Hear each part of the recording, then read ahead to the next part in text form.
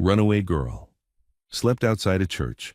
A biker left his coat. I don't know where to go. Then she read the name stitched inside. Please help me. The first time Maya realized she might not make it through the night, it wasn't the cold. Shouldn't be here.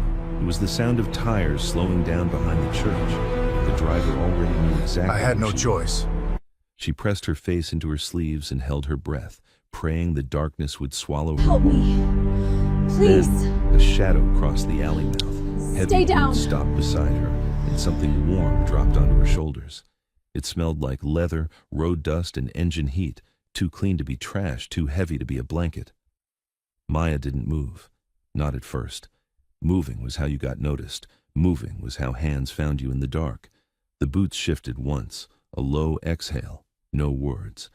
And then the footsteps walked away, slow and deliberate, as if whoever they belonged to wasn't afraid of anything behind this church or anything in this town.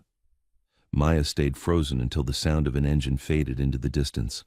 Only then did she peel the coat off her shoulders, inch by inch, like it might explode. It was oversized, built for someone broader than her, the sleeves swallowing her hands. The lining held heat like a secret. Her teeth were still chattering. She hated that. She hated needing anything from anyone. But she needed this. She huddled deeper into the coat and slid farther back behind the brick wall where the church's floodlight couldn't reach. The church sat quiet, dark windows like closed eyes. The white steeple cut the sky clean, too perfect for a place that felt like it was holding its breath. Maya had picked this spot because people didn't look behind churches. That was the idea. Tonight, the idea was failing. She listened again. Wind, distant highway, a dog barking 2 blocks over, a train horn far away, no footsteps. Her shoulders loosened a fraction. She pulled the coat tighter. That's when she noticed the stitching. It was inside, near the collar, where the label should have been. Not a brand, not a size, just a name, embroidered in thick black thread like it mattered. Mercer. Maya blinked hard, staring at it like staring would make it explain itself. Her brain did that thing it did sometimes, caught on a detail, refused to let go. Mercer. She mouthed it without sound. The name didn't belong to her. It didn't belong to anyone she knew, and yet the second she saw it, her stomach dipped like she'd missed a step. A name can hit like a punch if it's tied to something your body remembers before your mind does. Maya's fingers traced the letters. The thread was clean, the edges sharp. Whoever wore this took care of their things. Her throat tightened, and not from the cold. Because there were 2 kinds of men who left coats for girls sleeping outside, the kind who wanted you to owe them, and the kind who didn't want you to freeze. Maya had learned not to trust either. She forced herself to check the pockets. First rule, never put on something you didn't inspect. Left pocket, nothing but a folded bandana. Right pocket, an old lighter, metal scratched, the kind that had been flicked open 1,000 times. Inside pocket, empty. She ran her hands along the lining anyway, feeling for anything stiff, anything hidden. Nothing, just warmth. A stupid, dangerous kind of kindness. She should leave, find another place. Keep moving like she'd been doing for days, but her legs were shaking. She'd been walking since morning. She'd eaten half a gas station muffin and a handful of crackers she found in a church donation bin before someone chased her off. Her phone was dead. Her backpack was lighter than it should have been because she'd dumped everything non-essential along the road. Extra clothes, school notebooks, the stuffed toys she'd kept since she was small. Each item had been another ounce less to carry. Another piece of her life dropped like breadcrumbs she'd never follow back. Maya pressed her forehead against the cool brick. Just 1 hour, she told herself. Just enough to stop shaking. A car passed out front. Headlights swept across the narrow alley opening, then vanished. She waited for the sound to fade. It didn't. The engine idled. Maya's lungs locked. She didn't move. She didn't breathe. She became stone behind the church wall, wrapped in a coat that wasn't hers, praying the darkness would do its job. The idle turned into a soft roll, tires crunching gravel, slow, controlled, like hunting. Maya's fingers tightened around the lighter in the coat pocket without thinking. It wasn't a weapon. It was nothing. But holding something was better than holding air. A door opened somewhere close, not the main street. Too near. Maya's gaze flicked to the ground by her knees. There was a gap between the dumpster and the wall, narrow, filthy, but it was a place to disappear if she had to. Footsteps entered the alley. Not boots this time, not heavy. Sneakers. Quick, cautious. A silhouette appeared at the mouth of the alley, backlit by headlights. A man's voice drifted in, low, casual, like he was just out for a smoke. "Hey," he called, as if he expected an answer. "You back here?" Maya's throat burned. She kept her mouth shut. The footsteps came closer. The beam of a phone flashlight swept the bricks, the dumpster, the trash bags. Her heart hammered so loud she was sure it could be heard. The light paused. Maya pressed herself tighter into the wall, trying to fold into the shadow. "Come on," the voice said. "Church don't like loiterers. You don't want to get in trouble." That's how they talked when they wanted you to step out, like they were doing you a favor. Maya didn't fall for it. The flashlight dipped lower, searching the ground.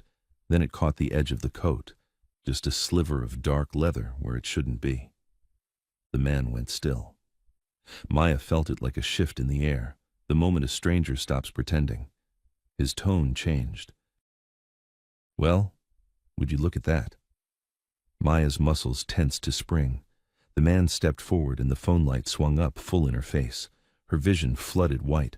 She flinched, lifting an arm to shield her eyes. "Jesus," he said, like he was annoyed she existed. "You scared me." Maya didn't speak. She kept her arm up, her other hand gripping the lighter so hard her knuckles ached. The man crouched near the dumpster, just out of arm's reach. He wore a hoodie and jeans, his face half shadowed by the glare he was shining at her. He didn't look like a cop. He didn't look like a church volunteer. He looked like someone who'd been told to check a place and wanted to be done. "Name?" he asked. Maya's silence stretched. His eyes dropped to the coat. He stared at it the way people stare at a badge. The annoyance drained out of him, replaced by something sharper. "Where'd you get that?" he asked, quieter. Maya swallowed. If she answered, she gave him a thread to pull. If she stayed silent, he might decide to yank anyway. She kept her mouth closed. The man's jaw tightened. He glanced back toward the alley entrance where the headlights still idled. He lifted his phone slightly, the light still pinning her. "Hey," he called over his shoulder. "Yeah, she's here." Maya's stomach dropped through the pavement. She didn't wait. She shoved herself sideways into the gap behind the dumpster, scraping her shoulder on rough metal. The coat snagged for a second, but she yanked it free and crawled deeper, knees grinding into grit and broken glass. She could hear the man's sneakers scuff as he lunged. "Whoa, hey!" he snapped. Maya kicked backward blindly. Her heel connected with something soft. The man cursed, stumbling. It bought her a heartbeat. She wriggled through the tight space, coat dragging, backpack catching on a protruding bolt. She twisted, ripped it free, and dropped out the other side into a narrow strip of weeds behind the church. For a split second, she was out of the light. Then the flashlight beam swung around again. "There!" the man shouted. Maya bolted. She ran along the back of the church, feet sliding on wet leaves. The coat slapped against her legs, heavy and loud. She hated it for that. She hated that it was warm. She hated that she wanted to keep it anyway. The church had a small side door with stone steps and an iron railing. She sprinted past it, past a stained glass window that glowed faintly from streetlight. Her breath tore at her throat. Behind her, the man's footsteps followed, faster now.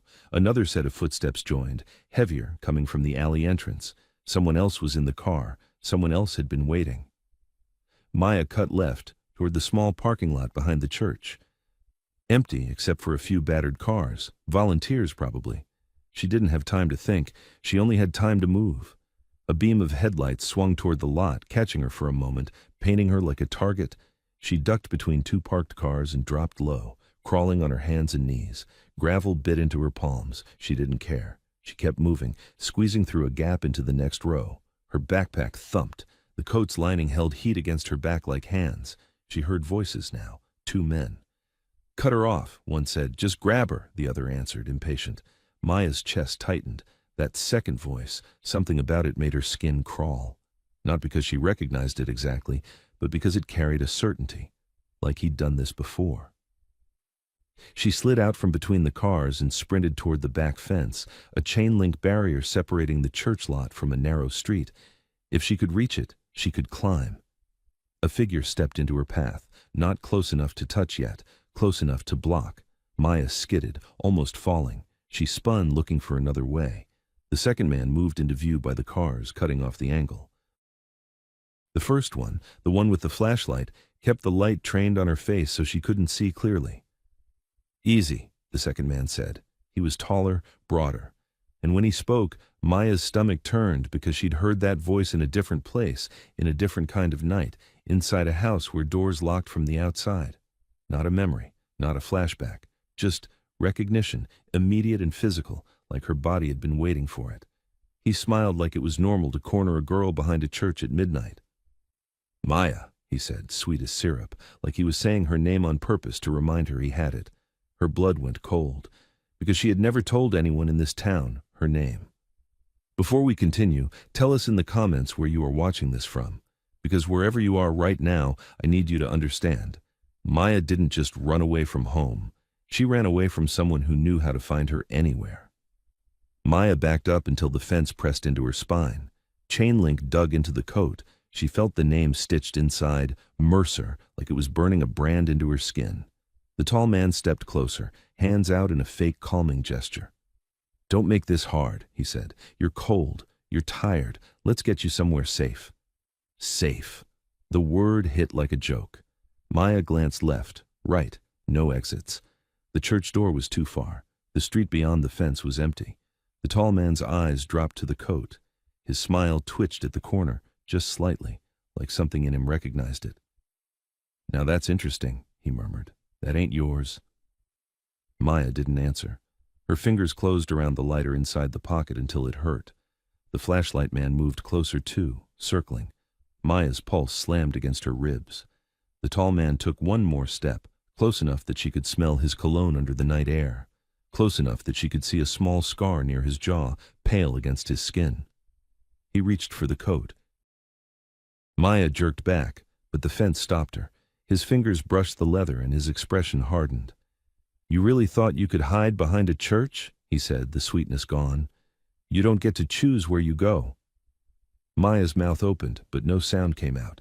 The tall man grabbed the coat collar with one hand and yanked, and as the coat pulled tight across Maya's shoulders, the inner stitching flashed in the flashlight beam, the name stark and black. Mercer. The tall man's face changed in a single sharp beat, like he'd just seen a ghost walk up behind her, and he went suddenly, dangerously still as his grip tightened and his voice dropped to a whisper. "Where?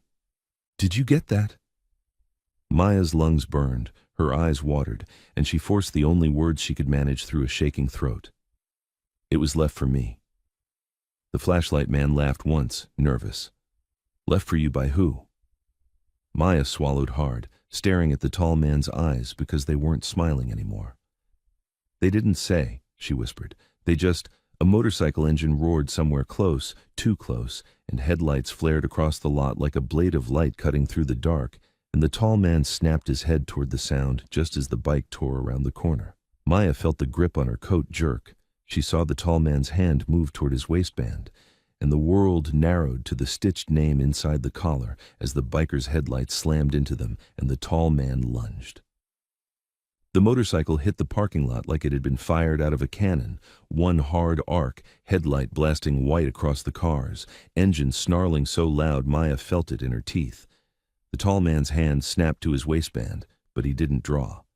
He hesitated, just half a second too long, because the bike wasn't alone. Two more engines answered from the street, then another. The flashlight guy swore under his breath. "What the—" The tall man tightened his grip on Maya's coat collar, yanking her closer like she was a shield. Maya's throat closed. The leather cut into her neck. She clawed at his wrist, nails scraping skin. "Let her go," a voice boomed through the engine noise. Deep, calm, not shouted, commanded. The bike slid sideways in front of them, back tire spitting gravel. The rider didn't even kill the engine at first. He planted his boots steady as stone and lifted his chin. Helmet visor up, eyes on the tall man. Maya saw his face in the headlight glare. Late 20s or early 30s, wind-chapped, jaw set like he'd made decisions that couldn't be undone. No smile, no swagger. Just an expression that said he'd already measured the room and wasn't impressed. The tall man's eyes flicked to the biker's chest patch, then to the others rolling in behind him. Maya didn't know the name, but she knew what the posture meant, a group that moved like one body. The tall man eased his hand away from his waistband, slow. His voice came out neutral again, like he was switching masks. "Evenin'," he called, raising his free hand in a friendly wave while still holding Maya by the collar. "Didn't know this was your lot." "It's not." The biker's eyes didn't leave his. "And she's not yours." Maya's lungs were burning, but she forced herself not to gasp. Gasping sounded like weakness. Weakness made people bolder. The flashlight guy took a step back toward the alley. He was already looking for an exit. His beam jittered over the leather coat, over Maya's face, then away, like he didn't want to be the one holding the light anymore. The biker took one step forward. The tall man pulled Maya closer. "Hey, easy," he said. "Girl's a runaway. I'm just trying to get her somewhere warm. Church doesn't want—" "Don't lie to me." The biker's voice stayed low, but it had teeth. "You said her name." Maya felt the tall man's fingers tense at her collar. His thumb dug into the seam like he was trying to feel what was stitched beneath. "How'd you—" the tall man started, then stopped. He glanced at the coat again, and something ugly crossed his face. Maya didn't understand what he'd recognized, but she felt it. The atmosphere shifted, the way predators do when they realize another predator has stepped into their territory. The biker's gaze dropped to Maya for the first time. It wasn't soft, it wasn't warm. It was sharp and assessing, like he was taking inventory. Injuries, fear, escape routes. Then his eyes locked on the stitching at the collar. Mercer. His expression didn't change, except it did. One small tightening around the mouth, a flicker of something that wasn't anger, recognition. The tall man saw it too. "Ah," he said quietly, and the friendly tone died. "So that's who you are." The biker's jaw flexed. "Last warning." Maya's heartbeat punched. She didn't want warning. She wanted distance. She wanted a door that locked from the inside. The tall man leaned in close to Maya's ear, still smiling like a polite neighbor. "You really picked the wrong coat," he murmured. Only she could hear it. "You put on something that belongs to people who don't want attention." Maya's stomach turned. Wrong coat, wrong name. He yanked her sideways, dragging her toward the fence as if he could slip through before the bikers closed in. Maya stumbled, boots scraping gravel, her backpack strap cut into her shoulder. "Move," he hissed. She didn't. She planted her feet and kicked back hard, aiming for his shin. Her boot connected. He grunted, grip loosening. She ripped free and tried to run, but the flashlight guy lunged from the side and grabbed her backpack, jerking her backward. The strap tightened across her chest. Pain flashed. Maya whipped around and slammed her elbow into his ribs. He wheezed but held on, pulling her like a leash. The biker moved. He didn't rush like a movie hero. He walked fast, controlled, closing the distance in 3 strides. He caught the backpack strap with one hand and yanked. The flashlight guy stumbled forward, dragged by his own grip. The biker hit him once, short, efficient, a punch that landed with a dull crack. The flashlight guy folded and went down, hand releasing the strap. Maya staggered free and nearly fell. The tall man swore and reached again, but 2 other bikers stepped in, blocking him without touching him, simply taking away the space he needed to act. One was older, heavyset, eyes like ice. The other was lean, twitchy, scanning the lot like he expected more trouble. The tall man backed up half a step, palms up, smiling again. "Everybody relax," he said. "This is a misunderstanding. I'm with—" "With who?" the older biker asked, voice like gravel. The tall man's smile faltered. He looked past them toward the idling car at the lot's edge. Through the windshield, Maya saw a silhouette in the driver's seat, still, watching. The biker who'd arrived first turned his head slightly, just enough to catch the car in his peripheral. "Tell your driver to leave," he said. The tall man's nostrils flared. "Don't know what you're talking about." The biker took 2 steps toward the car without breaking eye contact with the tall man, like he could handle both threats at once.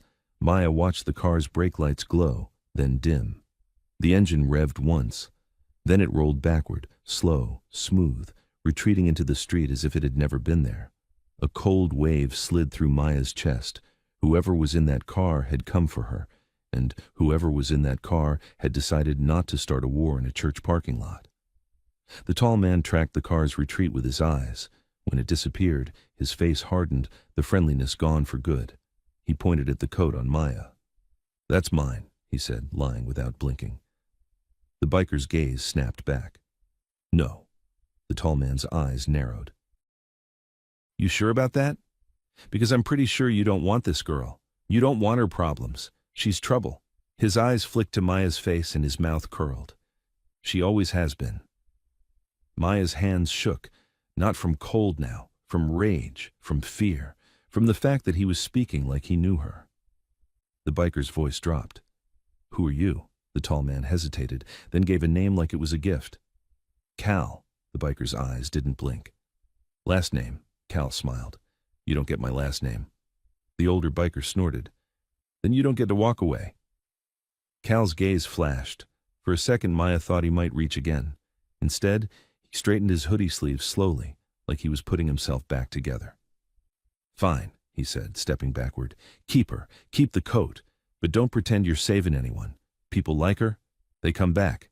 They always come back. Maya's skin crawled. He turned and walked toward the alley entrance, calm, like he hadn't just chased a girl through darkness and nearly dragged her away. Before he vanished into shadow, he looked over his shoulder, eyes locking on the biker. And you, Cal said softly, almost amused. If you're smart, you'll burn that coat and forget you ever saw her. Then he was gone. For a moment, the only sound was the idling bikes and Maya's breathing, harsh and uneven. Gravel crunched as one of the bikers walked over to the man on the ground, the flashlight guy, who was groaning and trying to sit up. The older biker crouched, grabbed the guy's chin, forced him to look up. Who sent you? The guy coughed. Nobody. The older biker hit him once, open palm, sharp. Not enough to knock him out, enough to remind him lying had consequences. Who? The older biker repeated. The guy's eyes darted to Maya, then away. I don't know, he rasped. I just got paid to check the church. That's it. Paid by who? He swallowed. A man named Cal. Maya's stomach tightened. The older biker held his gaze. Where does Cal work? The guy hesitated, then blurted. He don't work. He runs things. He does errands for them. Them who? The guy's face twisted. I don't know. A foundation. Church people. Donors. Please. The older biker let him go, disgusted. Get him out of here, he told the lean biker. The lean biker hauled the flashlight guy up by the collar and dragged him toward the street like he weighed nothing. Maya stood in place, trembling, coat clutched tight around her. Her legs felt like they were made of wet sand. She couldn't tell if she was safe or just paused in the middle of something worse. The biker who'd first arrived stepped closer. He was close enough now that Maya could see small scars on his knuckles, old and pale. His eyes were a tired gray. He looked at her like he didn't want to, like he was trying not to get involved. Why are you here? He asked. Maya didn't answer right away. Her throat was too tight. Answering meant telling the truth. Telling the truth meant giving someone ammo. He glanced at the coat again. And why do you have that? Maya's fingers curled around the collar. The stitched name stared back at her like a dare. It was on me when I woke up, she said, voice rough. I thought it was trash. Then I saw the name. His eyes narrowed. You can read. Maya stared. What? He shook his head slightly like he'd asked the wrong question. What's your name? Maya hesitated. She remembered Cal saying it like he owned it. Maya, she said finally. The biker's expression didn't change, but his shoulders went a fraction tighter. Last name. Maya's pulse jumped. She hadn't used her last name in weeks. She didn't even know if it was real. The man she'd run from had called her by his last name like she belonged to him. I don't use it, she said. The biker studied her. He wasn't looking at her like a man looking at a girl. He was looking like a man trying to decide whether a fire was going to burn down his whole life. You got anywhere to go? He asked. Maya almost laughed. It came out as a broken breath. No. The biker's jaw worked. He glanced toward the church building, toward the dark windows, toward the side door. Then he looked at the older biker, who gave a small nod like he already knew what was coming. We can't leave her here, the older biker said, quiet. The biker's gaze returned to Maya. You trust cops? Maya's answer was instant. No. Good, he said, like that confirmed something. Because if Cal's connected to a church foundation, cops might not be your friends tonight. Maya's stomach sank again. She'd hoped, stupidly, that adults meant safety, that a uniform meant rules. She'd learned those were costumes too. The biker stepped back and motioned toward his motorcycle. Get on. Maya didn't move. He watched her carefully. "I'm not Cal." "That's not enough," she said. For the first time, something like irritation flickered in his eyes, not at her fear, at the situation, at being forced into a choice. "Fine," he said. He reached up slowly, deliberately, and removed his gloves. Then he lifted his left hand, palm out, showing it empty. No weapon, no sudden move. "My name's Gage," he said. "They call me Rook." Maya's breath hitched. Rook, a nickname, not a promise. "And that coat?" Maya asked, voice shaking. "It's yours?" Rook's eyes dropped to the stitching again. "Yeah." "Why'd you leave it?" Rook didn't answer immediately. His gaze went distant for a fraction of a second, like he was seeing something else, another night, another alley. Then he looked back at her. "Because you were freezing." "That's it?" Maya pressed. Rook's jaw tightened. "That should be enough." Maya swallowed. It wasn't enough. Not with Cal. Not with the car that had watched from the edge of the lot. Not with the way Cal had flinched at the name Mercer like it meant something dangerous. Maya forced her fingers into the inside pocket and pulled out the scratched metal lighter. She held it up between them. "This was in it," she said. Rook's eyes flicked to it. His face went still. He reached out fast, snatched the lighter from her hand, and flipped it open with a practiced motion. The lid clicked. His thumb hovered over the wheel, then stopped. Under the lid, barely visible in the dim light, there was an engraving. Small. Deliberate.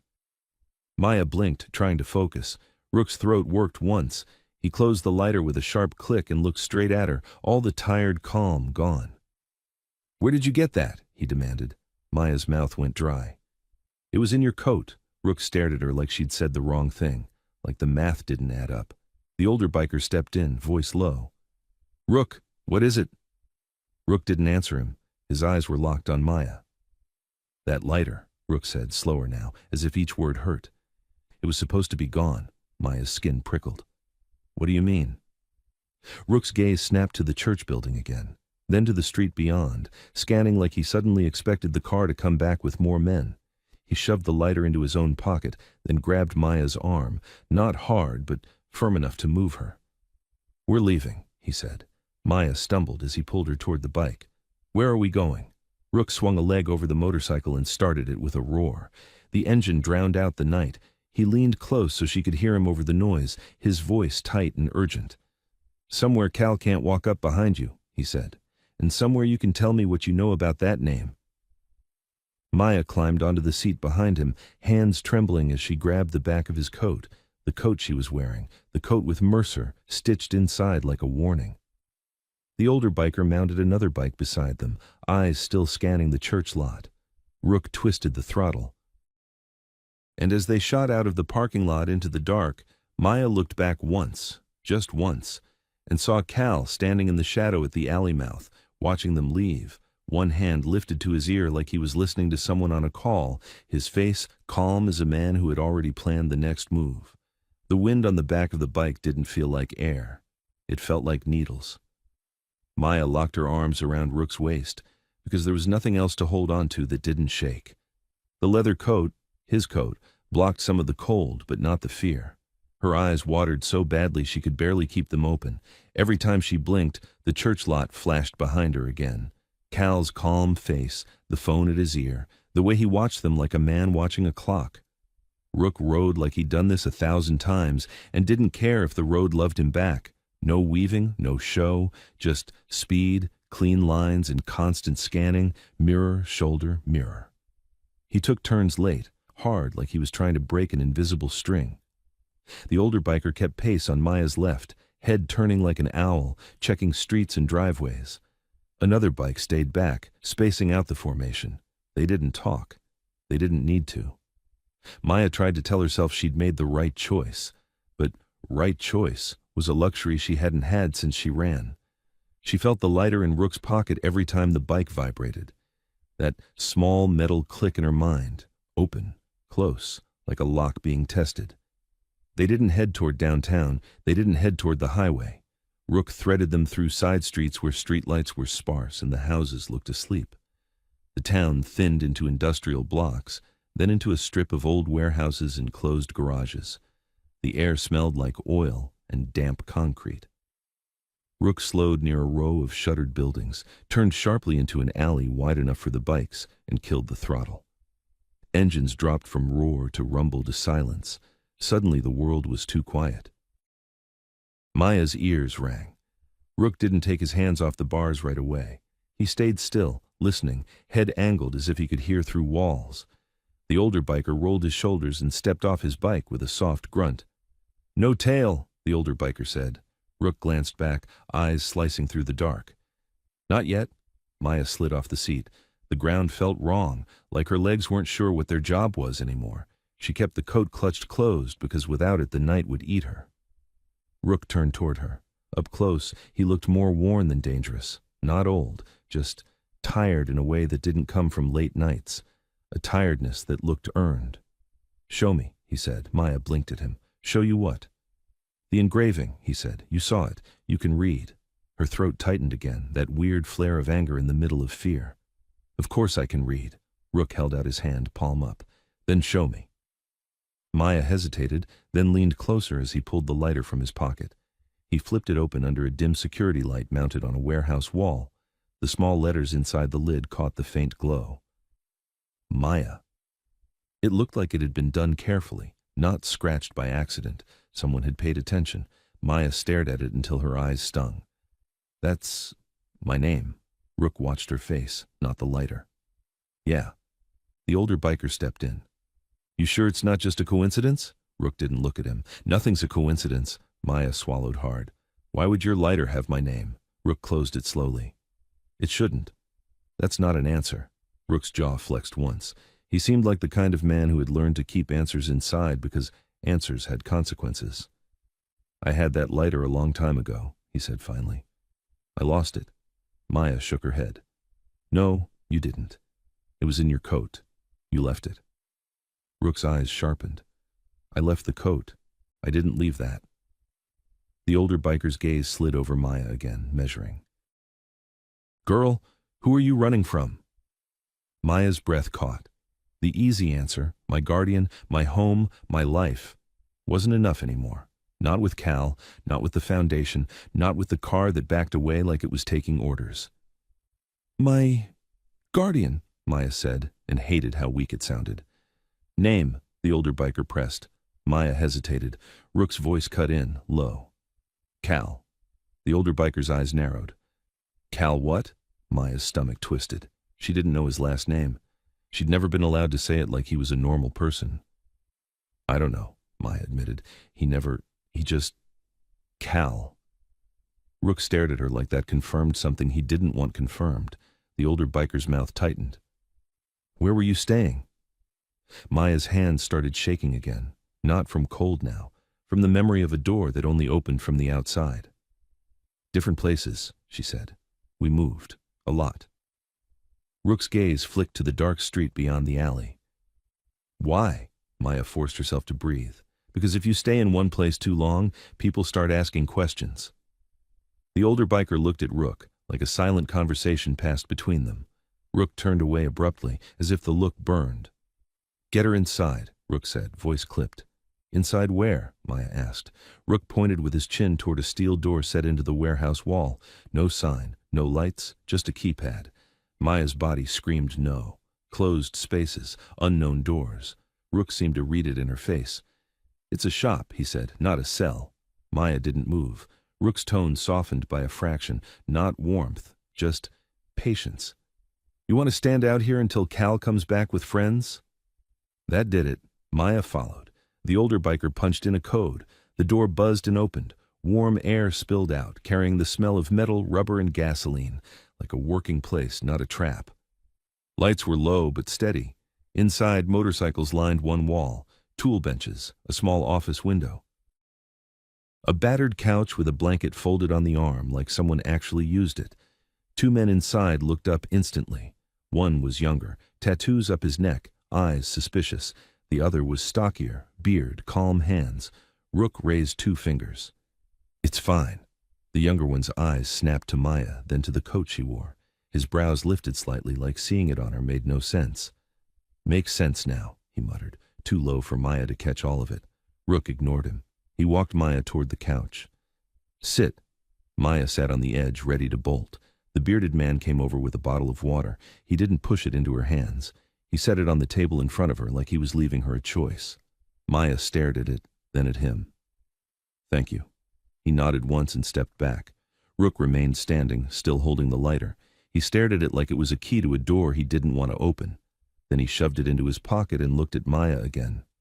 "Tell me everything," he said. Maya's throat tightened. "I don't—" "Start with your mom," Rook said. Maya froze. The warehouse seemed to get quieter around her. Even the younger biker stopped moving. Maya's voice came out small. "Why are you asking about my mom?" Rook didn't blink. "Because your name is on my lighter, Maya, and Cal said your name like he said it before, and you're wearing my coat like you were meant to." Maya swallowed hard. The words were there, stuck behind her ribs. She hadn't said her mother's name out loud in weeks because saying it made her feel like she was calling into a void. "My mom's name was Maya started, then stopped. The sound caught in her throat. Rook leaned forward slightly, eyes locked on hers. "Say it." Maya took a breath that tasted like oil and metal and old fear. "Elena." Rook went still. Not shock, not confusion, recognition.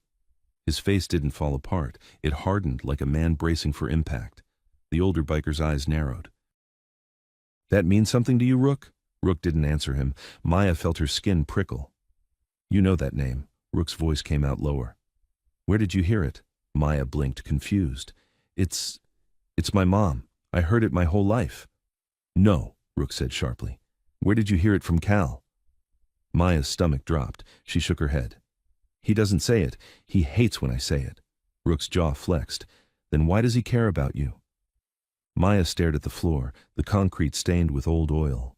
The truth felt like a rope around her neck, but she forced it out anyway because the alternative was being dragged back into that locked room.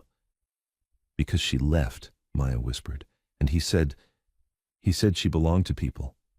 And if she didn't come back, then I had to." Silence hit like a punch. The younger biker cursed softly. The bearded man's hands tightened into fists at his sides. Rook didn't move. His eyes stayed on Maya like he was trying to keep the world from tilting. The older biker's voice was careful now. "Girl, how old are you?" 16, Maya said. Rook's throat worked once. "When was the last time you saw her?" Maya's eyes burned. "I was 9. She told me to hide under the bed when someone came to the door. She said don't come out no matter what." Her voice shook. "I heard them arguing. I heard her say there were files, proof, names. I heard her say she wasn't scared anymore." Maya swallowed hard. "Then I heard a man laugh, and I heard her scream once, just once. After that, nothing." Rook's knuckles went white around nothing. His hands opened and closed slowly, like he was testing whether they still worked. The older biker stepped closer. "And Cal showed up after?" Maya nodded. "He said my mom ran. He said she was trash. He said nobody was looking for her." Maya's voice cracked. "He said the church would help us. That God forgives girls like me if they behave." The bearded man muttered something under his breath that sounded like a prayer and a threat at the same time. Rook stared at Maya like he couldn't decide whether to be furious or afraid. "What church?" he asked. Maya lifted her head. "The one I was behind tonight." Rook's eyes narrowed. "That's not your church." Maya shook her head. "I don't have a church." Rook paced one step, then another, tight circles like a caged animal. "That church has a foundation tied to it," he said, more to himself than to her. "Donations, galas, outreach." The older biker's gaze sharpened. "Rook?" Rook stopped, looked at him. There was something between them that Maya couldn't read, but she felt the weight of it.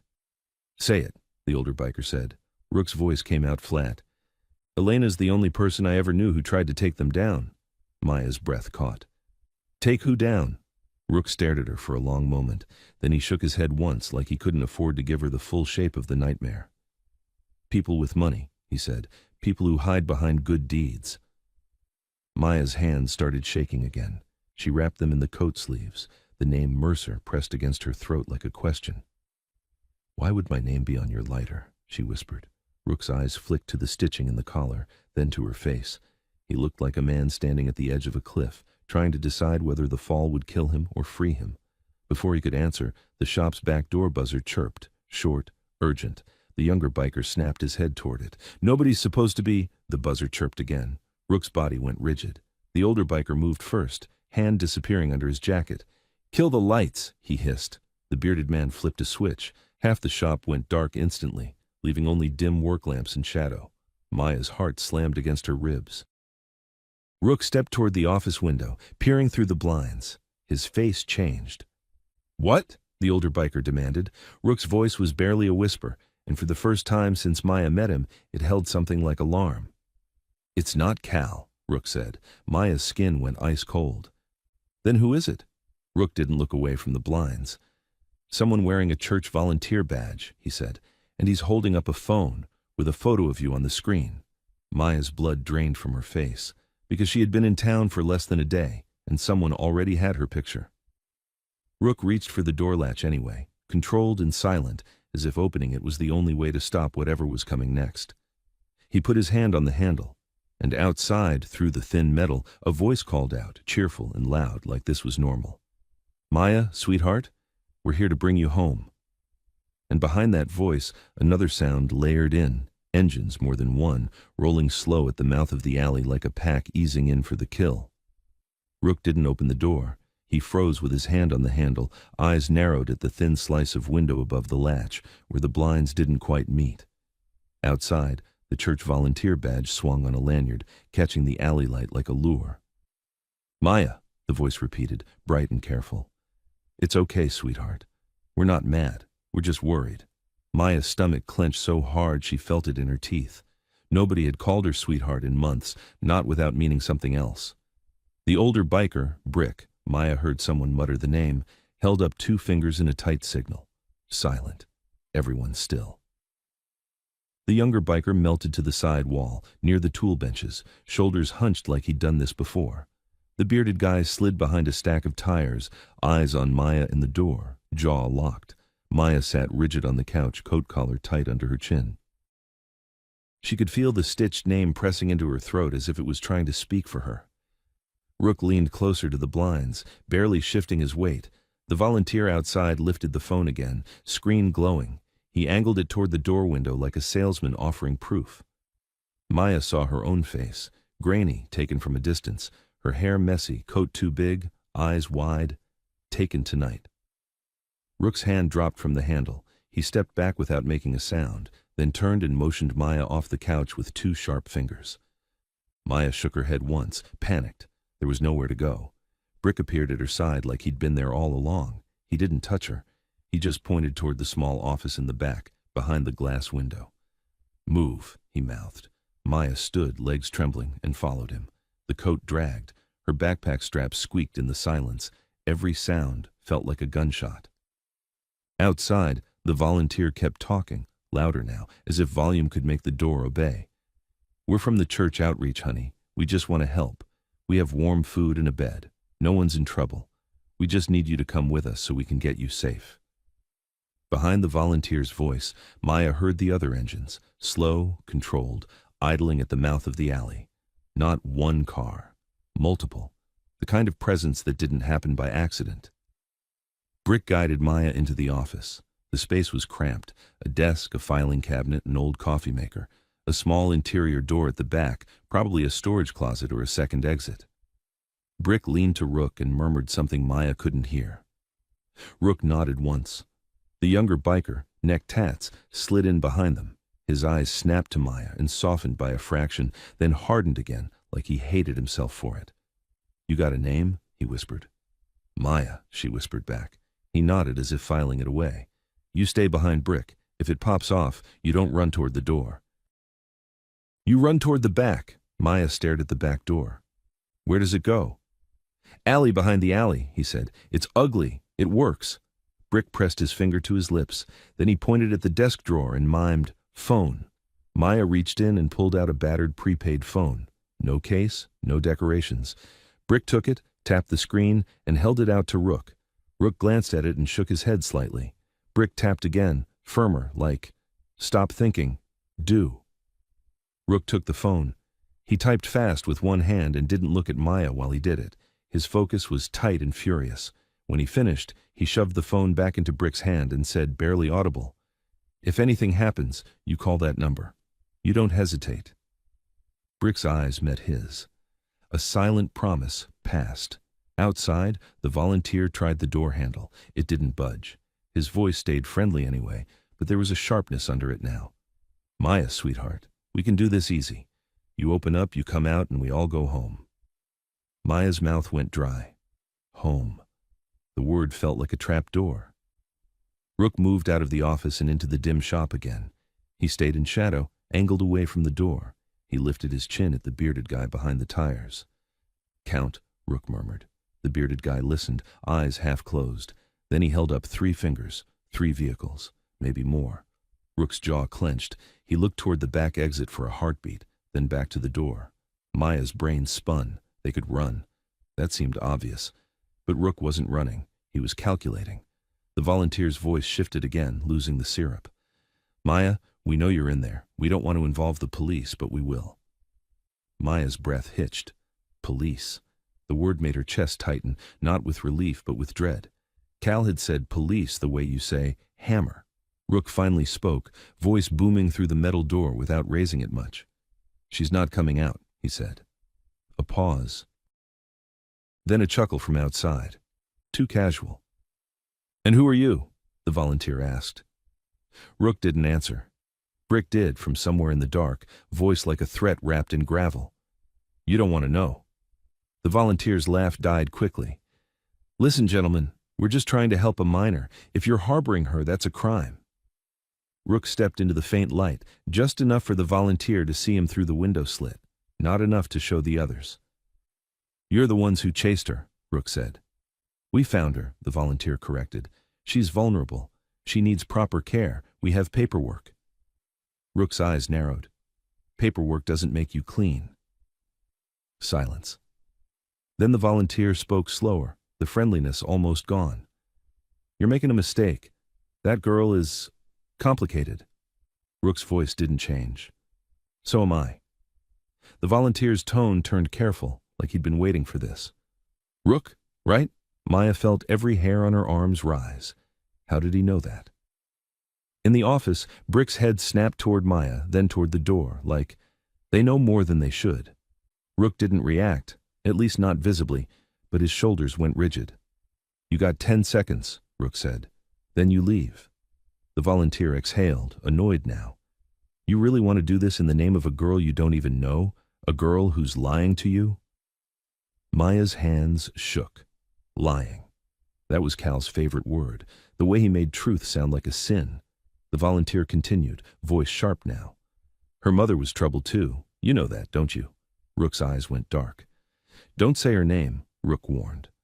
Oh, I will, the volunteer said, and Maya heard a smile in it. Elena thought she could play hero. Elena thought she could steal what wasn't hers. Elena thought she could. Rook slammed his fist into the metal door so hard the whole shop vibrated. The volunteer stopped mid-sentence. Maya's heart jumped into her throat. Rook's voice dropped into something colder than anger. Last chance. The volunteer's friendliness evaporated. Fine, he snapped. Do it the hard way. There was a click outside, small, metallic. Then another. Brick hissed from the office, eyes wide, a single word barely audible. Lockpick. Rook didn't move toward the door. He stepped back deeper into the shop and raised his hand in a low signal. Wait.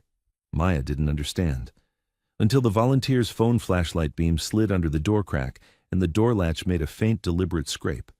They were about to come in, and then the engines at the alley mouth revved. 1, 2, 3, like a countdown. Maya's breath turned thin. Brick's hand hovered near the back exit handle, ready. Rook stayed still, like he wanted them to cross a line. The latch shifted again. The door handle trembled. The deadbolt gave a tiny shiver. And in that fragile, terrifying second, when the door was almost open, Maya suddenly heard a different sound under the engines. A siren. Not close, not right here. Far enough that it could be anything, but it was real. Rook's head tilted, Brick's eyes narrowed, because the siren wasn't coming from town. It was coming from the highway, and it was getting closer fast. Outside, the volunteer swore. What the lockpick stopped. For half a heartbeat, everything froze. Then, through the thin metal, Maya heard Cal's voice, Clear, calm, and dangerously close, as if he'd stepped right up to the door and leaned in. "Open it," Cal said softly, "or I start telling them what you did with Elena." Rook went perfectly still, and in the office, Brick's hand slipped into his jacket, slow, like he'd already decided how this ends. Cal's voice through the door did something worse than frighten Maya. It rearranged the room. Rook didn't flinch, he didn't even blink, but the air around him tightened like a chain pulled taut. Brick's hand stayed inside his jacket, not drawing yet, just resting on the idea of it. Outside, the volunteer badge guy stopped pretending entirely. The lockpick scraped again, more aggressive now, like he'd been told to hurry. The siren on the highway grew louder, then split into two, one wail answering another. Not local, not casual. Rook's head turned slightly, just enough to listen. Brick's eyes narrowed at him, asking the same silent question Maya couldn't speak. "Is that for us?" Cal answered without raising his voice, like he'd heard the question too. "Don't get excited," he said through the door. "That's not help. That's pressure." The deadbolt shuddered again. Rook lifted his hand, palm down, a signal that flattened the entire shop into stillness. He stepped toward the office window, eyes on Brick for a fraction. "Back exit," Rook murmured. Brick's jaw tightened. "We runnin'?" "We're moving," Rook said. "Not the same thing." Maya's pulse hammered. Moving meant leaving the one place with walls between her and them. Moving meant open space, headlights, hands grabbing. But staying meant that lock giving way. Brick opened the back office door quietly. The hinges didn't squeal. Someone had taken care of that. A narrow corridor led to another metal door, unmarked. Necktats, young guy, appeared at Maya's shoulder like a shadow. His voice was a whisper that didn't feel comforting, just real. "When I say go, you go," he said. "You don't stop. You don't look back." Maya nodded, even though her throat wouldn't let her talk. Rook moved to a cabinet near the workbench and snapped it open. He pulled out a small duffel, already packed, like he'd prepared for nights when doors got kicked in. He tossed it to Brick, then grabbed a set of keys off a hook.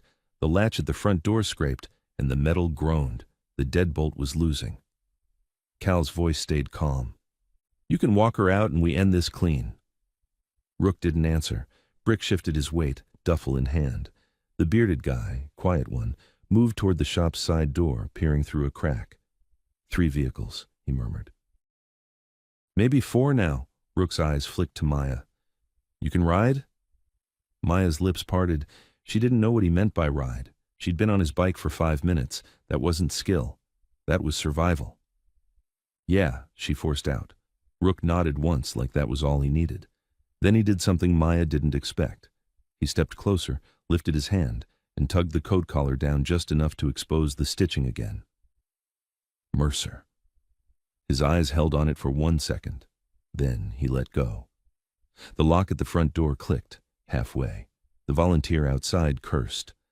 "I got it," Rook's voice cut through the shop, controlled but hard. "Now." Brick shoved the back metal door open. Cold air hit Maya like a slap. The alley behind the alley was narrower than she imagined, hemmed by brick walls and stacked pallets, wet pavement, the smell of trash and old rain. Necktats pushed Maya forward, not rough, but urgent. "Move!" They spilled out in a line, not sprinting, not panicking. It was worse. It was practiced. Rook went last, eyes on the front, body angled like a lid being closed. Maya stumbled over a cracked curb and caught herself. She expected Rook to grab her, steady her. He didn't. He stayed 1 step behind, giving her exactly what she needed, space to keep moving without feeling owned. The alley opened onto a service road behind the warehouses. Parked there were 2 bikes and a beat-up dark pickup truck with mud on the fenders. Brick tossed the duffel into the truck bed. The bearded guy climbed into the driver's seat. Engine turned over instantly, already warmed. Rook swung onto his bike, kicked it alive. Another biker, lean one, mounted the second bike. Necktats shoved a helmet into Maya's hands. "Put it on." Maya fumbled, fingers numb. The strap caught in her hair. Panic spiked because panic always spiked when something covered her face. Rook was suddenly right there, not touching her head, just guiding the strap with 2 quick movements like he'd done it for someone before. "Breathe," he said, low enough only she could hear. 1 click, that's all. Maya managed the strap. It clicked. Rook's eyes met hers through the helmet opening. Hold tight. The service road hummed with distance. The sirens were louder now, somewhere out on the highway, not in the warehouse district. The timing felt wrong, like someone wanted that sound. They rolled out in a staggered formation, pickup first, then Rook with Maya, then the second bike sweeping behind. For a moment, Maya believed it might work, that the shop had been a detour, and now the road would swallow them. Then, headlights cut across the service road from the far end. A vehicle turned in fast, too fast for a wrong turn. Another followed. Maya's stomach dropped. They'd circled. The bearded driver didn't hesitate. He slammed the pickup forward, tires barking, angling to block the first car's approach. Rook twisted the throttle. The bike surged, and Maya's arms locked around him automatically.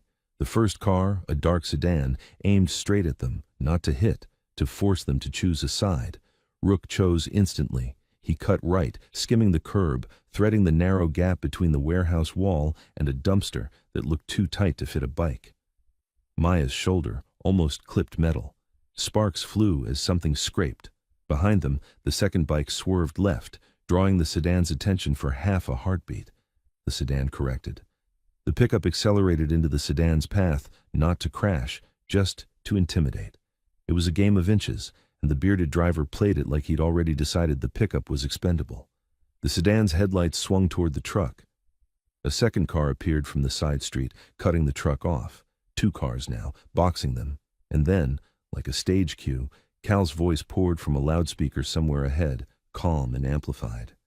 "You can stop running, Maya." Maya's blood iced. Rook's shoulders went rigid beneath her grip. The loudspeaker wasn't on the cars. It was on something bigger. A white van rolled into view, angled across the service road like a gate. On its side, in clean letters, a logo Maya recognized from pamphlets and donation bins, Church Outreach Foundation. The van door slid open. Men stepped out, not hoodies now, not sneakers. Matching jackets, lanyards, clipboards, smiles, a costume of legitimacy. Cal walked out last. He didn't rush, he didn't glare. He looked almost bored, like this was paperwork that had gotten messy. He lifted his hand, palm out, like a cop stopping traffic. Rook slowed just enough to avoid slamming into the trap. The pickup screeched to a halt at an angle behind them, blocked by the 2 cars. They were boxed in. Maya's throat closed. Her hands tightened around Rook so hard she felt her fingers cramp. Cal's eyes found her immediately, locking through the gap between Rook's shoulder and the helmet. He smiled like a man seeing something he owned returned. "There you are," Cal said, voice warm for the audience he'd brought. "You had us worried." Rook's engine idled. The other biker's engine idled. The pickup's engine idled. All that noise, all that power, and still the space felt controlled by Cal's calm. One of the outreach men stepped forward, clipboard up.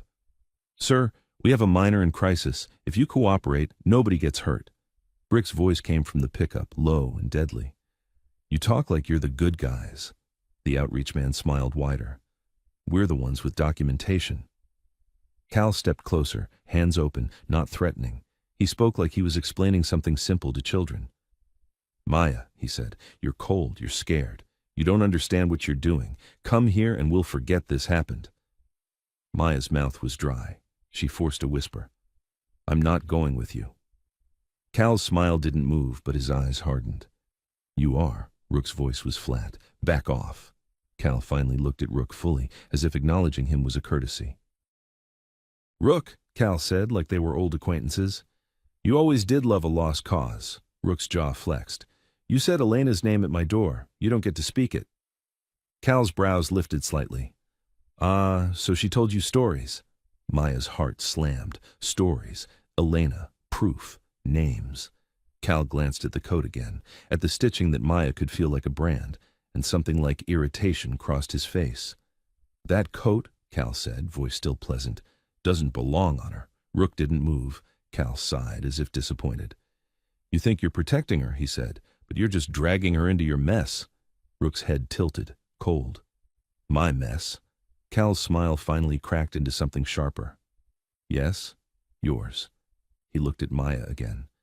"Because if you knew who you were holding on to, you'd let go." Maya's breath caught. Rook's hands tightened on the bars.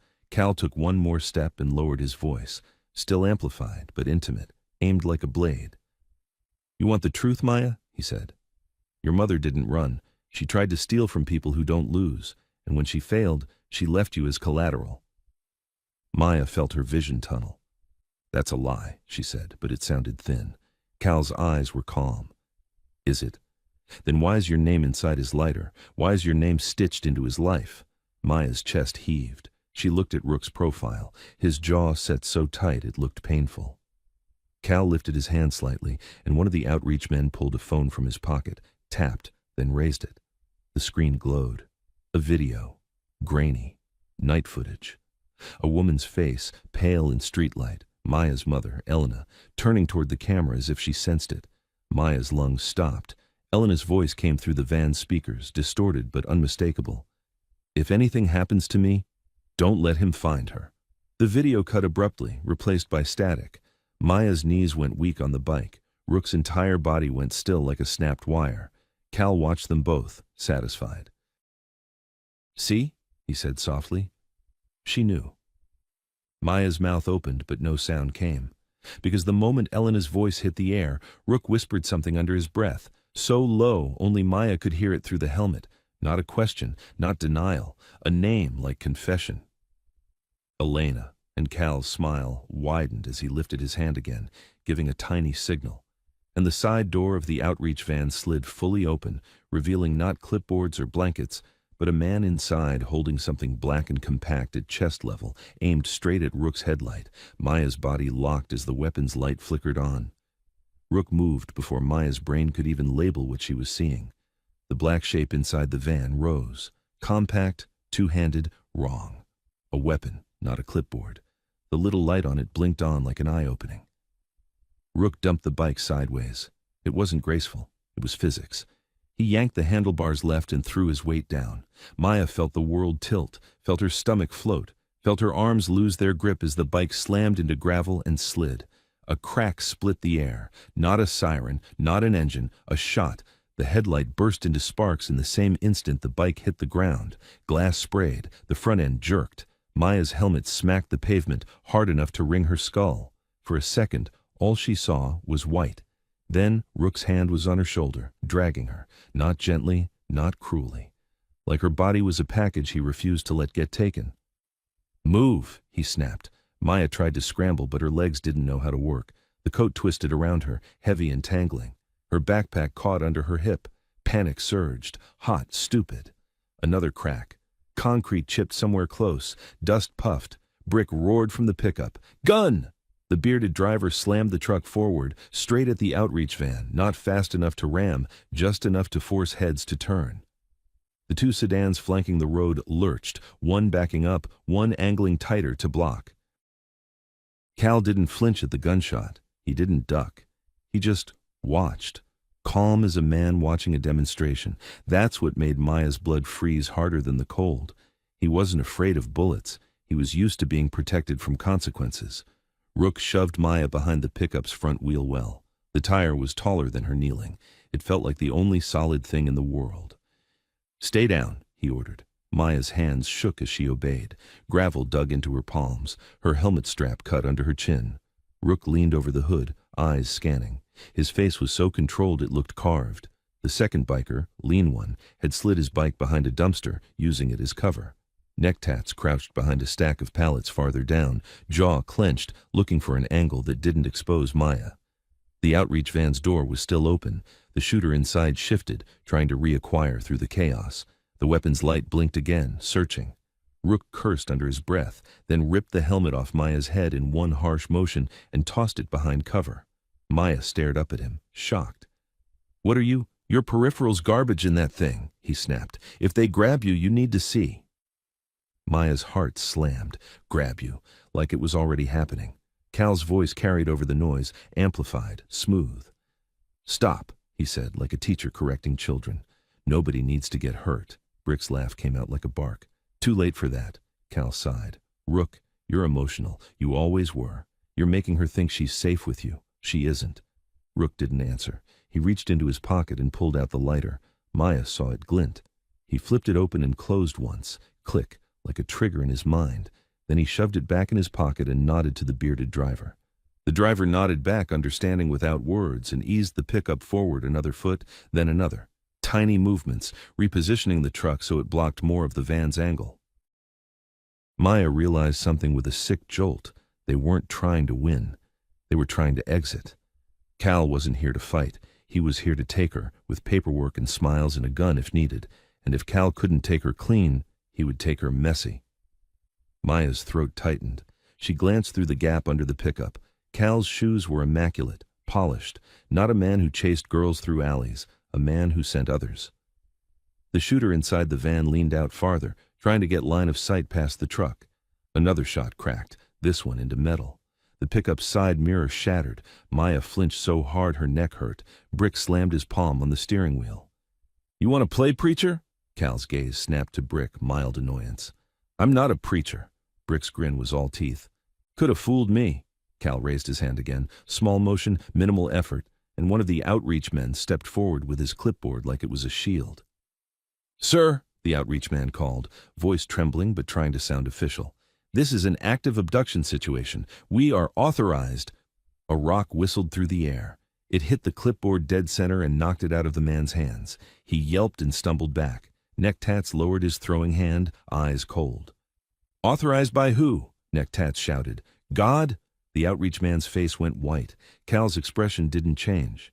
He simply turned his head slightly toward the shooter in the van. The shooter adjusted his aim. Rook's hand shot out, grabbed Maya's sleeve, and yanked her deeper behind the wheel well, just as a round punched into the pavement where her elbow had been. Chips of concrete stung her skin. Maya gasped, breath tearing. Rook's eyes flashed. "You listening now?" Maya nodded frantically, fear making her honest. Rook leaned down, mouth close to her ear. His voice dropped low, urgent, and for the first time it sounded personal. "That video," he murmured, "was a message." Maya's mouth went dry. "From who?" Rook's jaw tightened. "From Cal, to me. He wants me to remember." "Remember what?" Maya whispered. Rook didn't answer. He looked up over the hood again, tracking the van, tracking Cal's position, calculating angles like he could solve this with geometry. Brick shouted from the driver's seat, "Backway's blocked!" Rook's head snapped. "What?" The bearded driver jerked his chin toward the service road behind them. One of the sedans had moved, sliding to cover the rear exit path. Another car sat farther back now, headlights off, just a dark shape. They'd closed the net. Maya's chest squeezed. "We can't get out." Rook's eyes narrowed. He didn't look at her when he spoke. "We can." "How?" Rook pointed with his chin toward the outreach van. "Through them." Maya stared. "That's insane." Rook's mouth twitched once, humorless. "Welcome to my night." Cal's voice came again, smooth, bored. "Maya," he called, "this is the last time I ask politely." Maya forced herself to look at him. He stood like a man giving a speech, hands open, shoulders relaxed. He didn't look like the kind of man who locked doors from the outside. That's why he got away with it. Maya's voice shook, but she found it anyway. "Why do you want me?" Cal's eyes softened. Fake kindness turned on like a switch. "Because you're mine to protect." Maya's stomach flipped. "I'm not yours." Cal sighed, as if she'd disappointed him. "You're confused. You've been influenced." He looked directly at Rook. "By him." Rook's hands tightened on the hood edge. The muscles in his forearms stood out. Cal took one slow step forward, then another, stopping just outside what felt like a line Rook had drawn in his head. "You think you can keep her," Cal said, voice low now, no longer performing for his volunteers. "But you don't even know what she is." Maya's blood ran cold. "What I am." Cal's gaze flicked to the coat again. "A liability," he said. "A witness." "A mistake Elena made because she thought she could trust you." Rook's head snapped up. "Don't." Cal smiled, small and sharp. "Elena believed you'd do the right thing. She believed you'd protect her daughter." Maya's heart punched. Daughter, not kid, not girl, daughter. Cal leaned forward slightly, like he was sharing a secret everyone already knew. "And she was right," Cal said. "You did protect her. Even now, you're doing exactly what Elena hoped you'd do." Maya's breath hitched. "What are you talking about?" Cal's eyes stayed on Rook, not on Maya. "I'm talking about the reason your name is inside his lighter," Cal said softly. "I'm talking about why he flinched when you said Elena." Maya turned her head toward Rook, staring at his profile. His expression had gone stone hard. Cal's tone stayed calm as poison. "Tell her, Rook." Rook didn't move. Cal lifted his hand toward the van again. The shooter shifted, weapon rising. "Tell her," Cal repeated, "or I take her right now." Everything in Maya clenched. The coat's collar pressed the stitched name into her throat like a command. Rook finally spoke, but his voice wasn't to Cal. It was to Maya. "Listen to me," he said, low and fast. "When I tell you to run, you run. You don't stop for anything. Brick will open a lane. You take it." Maya shook her head. "No." Rook's eyes cut to hers, fierce. "You want to live?" Maya's throat closed. She nodded. Rook sucked in a breath like it hurt, then looked back at Cal, eyes empty. Cal smiled as if he'd won. Rook said, flat and deadly, "You want the truth?" Cal's smile widened. "Yes." Rook reached into his pocket and pulled the lighter out again. He flipped it open. The click sounded loud in the gunfire silence. He held it up so Cal could see it, like a piece of evidence. "That engraving," Rook said, voice tight, "wasn't done for you. It was done for her." Cal's eyes narrowed. "By who?" Rook's jaw flexed. His gaze flicked to Maya for the smallest heartbeat, just enough that she felt it land like a weight. Then he looked back at Cal and said the words that made Maya's stomach drop through the ground. "By her mother," Rook said. Maya's breath disappeared. Cal's smile didn't fade, but it stopped being amused. "You're lying," Maya whispered, because if she didn't say it, the world would split. Rook didn't look at her. He kept his eyes on Cal, like if he looked at Maya, he'd break. "I'm not," Rook said. Cal exhaled slowly, like he was savoring it. "Go on," he said. "Tell her the rest." Rook's hands tightened around the lighter until his knuckles whitened. Then Brick slammed the pickup into gear. The truck surged forward and swung hard, tires screaming, throwing its bulk across the service road like a moving wall, straight toward the outreach van's open door. The shooter inside jerked back, weapon rising. Rook grabbed Maya's wrist and yanked her up. "Run!" he roared. Maya's feet hit gravel. She started moving without thinking, sprinting into the only gap the truck's swing created. Cal shouted her name. The van door slammed as men scrambled. Another shot cracked. Maya felt the air punch by her ear. And as she ran, the oversized coat flaring behind her like a flag, she heard Rook's voice one last time, raw and ripped open by the moment. "Maya, don't look back!" Maya ran until the world narrowed to three things: her breath, her feet, and the slam of her heartbeat. The service road blurred. Gravel skittered under her soles. The coat flared behind her like it was trying to drag her back, but she kept going, because stopping meant hands. A shot cracked again, closer this time, and Maya flinched hard enough to stumble. She caught herself on a rusted chain-link fence, palms burning, and forced her legs to keep moving. Her lungs felt too small. Her vision tunneled. "Keep going!" Brick's voice bellowed somewhere behind her, distorted by engines and panic. Maya didn't know where going was. She only knew away. She hit the corner of a warehouse and cut left into a narrow corridor between two buildings. It was darker here, the air thick with damp and old oil. The ground dipped and rose, broken pavement catching at her shoes. She nearly went down again. Behind her, chaos surged, tires screaming, men shouting, a van door slamming, the deep, angry roar of motorcycles. And over all of it, Cal's voice, amplified, calm, impossibly close. "Maya, stop running!" She didn't stop. The corridor spat her out into a small lot with dumpsters and stacked pallets. A single streetlight flickered overhead, sickly yellow. The lot opened onto an access lane leading toward the main street. Maya sprinted for it. A hand grabbed the back of her coat. Her spine turned to ice. She twisted, yanking hard, but the grip held, fingers locked into leather like claws. A man in a foundation jacket, breathless, eyes wide. Not Cal. One of the volunteers. His badge swung as he dragged her toward him. "Don't," he gasped. "Don't make this." Maya slammed her knee up into his thigh. He grunted, grip loosening. She ripped free and bolted again. Her backpack slipped off one shoulder. She grabbed the strap and hauled it back up without slowing, because the backpack held the only things she hadn't thrown away: a folded photo, a torn note, and the last battery pack that didn't work. The access lane was 50 feet away, 30, 20. A car nosed into the lane, headlights off at first, then flicked on, blinding. Maya skidded to a stop, arm up to shield her eyes. Her brain screamed trap. The car idled, blocking the lane. The driver door opened slowly. Cal stepped out. Maya's stomach turned so hard she thought she might vomit.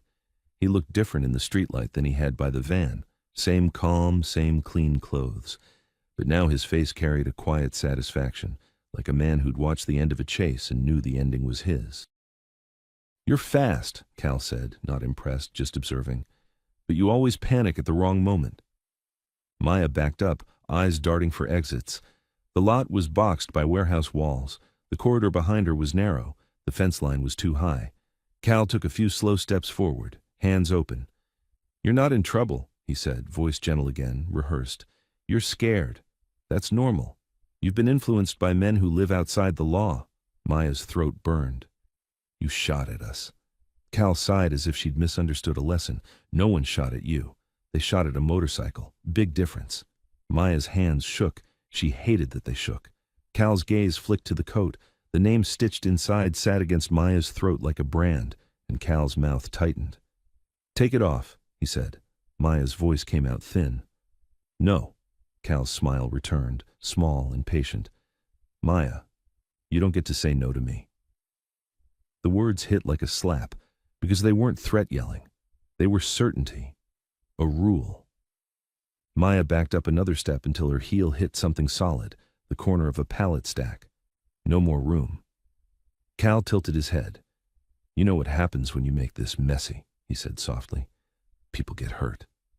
Maya's mouth went dry. "You mean you hurt people?" Cal didn't deny it. He didn't need to. He reached into his pocket and pulled out a phone. He tapped the screen once, then held it up so Maya could see. A live camera view. The service road, Rook's bike on its side, men moving, Brick's pickup angled, the outreach van repositioning, Rook up on one knee, blood dark on his sleeve, Maya's lungs locked. Cal watched her reaction like he was watching a door open. "See," Cal said, "this is what you do. You bring chaos, you bring attention, you bring men who think they're heroes." Maya's voice cracked. "What did you do to him?" Cal shrugged slightly, like it wasn't personal. He chose a lane he couldn't hold. Maya's eyes blurred. Rage surged hot, stupid. "Why do you care so much? Why me?" Cal's expression softened again, and for a second it almost looked human. Almost. "Because Elena made you important," Cal said. "And because you were never meant to be out here. You were meant to be managed." Managed. Maya's stomach heaved. "I'm not a thing." Cal stepped closer. "To them, you are," he said quietly. "To me, you're a responsibility." Maya's fingernails dug into her palms. She tried to force air into her lungs. Then she heard it. Another engine. Not the van, not the sedans. A single motorcycle roaring hard, tearing through nearby streets. Cal heard it too. His eyes flicked toward the sound, annoyed. Maya seized the half-second of distraction and bolted sideways, sprinting toward the fence line along the dumpsters. If she could climb. A hand shot out and grabbed her backpack strap, yanking her backward. Maya's body snapped back hard. Pain flared across her shoulder. Cal didn't yank violently. He didn't need to. He just held, steady, like a leash. Maya clawed at the strap, trying to slip out of it, but the coat's bulk tangled everything. Cal leaned close, voice low, intimate, terrifying. "You think Rook's saving you," he whispered. "He's not. He's correcting a mistake." Maya's eyes burned. "What mistake?" Cal's mouth curved slightly. "The one Elena made when she trusted him." Maya's breath stuttered. "What are you talking about?" Cal's gaze locked on hers, cold, certain. "I'm talking about your father," Cal said. The word detonated in Maya's chest. Father. No, not Cal. She would rather die. Cal watched her panic and smiled faintly, like he enjoyed watching her mind break and rebuild. "Not me," he said, almost amused. "Don't flatter yourself." Maya's heart hammered. "Then who?" Cal's eyes flicked to the coat collar. "Mercer," he whispered like he was delivering a verdict. "Him." Maya's vision tunneled. Her ears rang. She tried to say no, tried to spit something out, anything, but her throat wouldn't obey. Cal tightened the backpack strap just a fraction, pulling her closer. "You want to know why your name was in his lighter?" he murmured. "Because Elena carved it there before she disappeared. She wanted him to remember what he lost." Maya's mouth opened, soundless. Cal's voice turned sharper. "And now I'm going to put you back where you belong before he gets you killed." He hauled her one step toward the car. Maya fought, kicked, twisted, tried to slip out of the strap, but Cal was stronger and calm was always stronger than panic. Then the motorcycle engine screamed closer. A headlight flared at the mouth of the lot. A bike slid in hard, tire-spitting gravel, and a rider jumped off before it fully stopped. Rook, no helmet, face cut, one sleeve dark with blood, eyes locked on Cal like a gun sight. He didn't shout, he didn't posture. He walked forward, steady, like pain was just noise. Cal's grip didn't loosen, his expression didn't change. "Rook," Cal said, bored. "You're bleeding." Rook's voice was low and flat. "Let her go." Cal smiled. "Or what?" Rook stopped 10 feet away, close enough to see the blood, close enough for Maya to see the way his hands trembled, not with fear, with restraint. Rook's gaze flicked to Maya's face, just a flash, something raw and awful there. Then he looked back at Cal. "You want to tell her?" Rook asked. Cal's eyes glittered. "Tell her what?" Rook's jaw clenched. "The rest?" Cal's smile widened like he'd been waiting for this exact sentence. "Sure," Cal said lightly, still holding Maya by the strap. "I'll tell her." He leaned toward Maya's ear again, loud enough for Rook to hear too. "Your mother didn't disappear, sweetheart," Cal whispered. "She's alive." Maya's entire body went cold. Cal's eyes stayed on Rook as he spoke the next words, slow and precise, like he was placing a blade. "And if you want to see her again," Cal said, "you're going to do exactly what I say." Rook didn't move. Maya couldn't breathe. Because in that one sentence, Cal didn't just offer hope. He took control of it. Maya couldn't tell which was louder, her heartbeat or the silence that followed Cal's words. "Your mother didn't disappear. She's alive." The sentence didn't land like hope, it landed like a hook in her ribs. Rook stood 10 feet away, bleeding into his sleeve, eyes fixed on Cal with a stillness that looked almost unnatural. Like if he moved wrong, the whole scene would tilt into something irreversible. Cal kept one hand on Maya's backpack strap, not choking, not yanking, just holding her in place like she was an object on a shelf. His other hand rested casually at his side. He didn't look tense. He didn't look like a man who'd just been confronted by bikers and gunfire. He looked like a man who was used to owning outcomes. Maya's voice came out cracked. "Where is she?" Cal's eyes didn't leave Rook. "That's not how this works," he said mildly. "You don't get information for free." Rook took one step forward. Cal tightened his grip by a fraction. Maya felt it instantly. Rook stopped.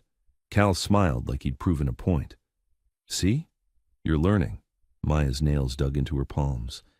"If she's alive, why didn't you tell me?" Cal's mouth curved, almost pitying.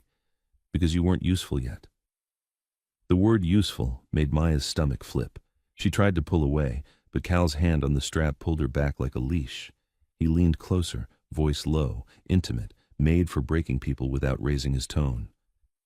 "Your mother is alive because she agreed to stay alive," Cal murmured. "She agreed to be quiet. She agreed to stop making problems." Maya's eyes burned. "You're lying." Cal didn't deny it. He didn't confirm it. He just watched her face, enjoying the struggle between wanting to believe and knowing better. Rook's voice cut in, flat and dangerous. "Don't play games." Cal finally glanced at him. "Games," he repeated, amused. "You drove a child into a gunfight." Rook's jaw flexed. "You brought the gun," Cal shrugged. "You brought the attention." Maya's breath turned thin. "What do you want?" Cal's eyes sharpened, and for the first time his smile looked like teeth. "What I've always wanted. Control." He lifted his chin toward the coat collar, toward the stitched name pressing against Maya's throat. "Take it off," Cal said again, firmer now.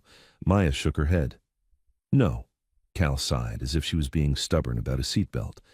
"Maya, that coat is evidence. It links you to him. It links him to you." His gaze flicked to Rook's face. "And that's messy." Rook's eyes narrowed. "Touch her and I swear." Cal's voice stayed mild. "You won't, because you want to see Elena." Maya flinched at hearing her mother's name on his tongue. Rook went still again, and Maya felt her stomach drop because that stillness wasn't calm. It was restraint.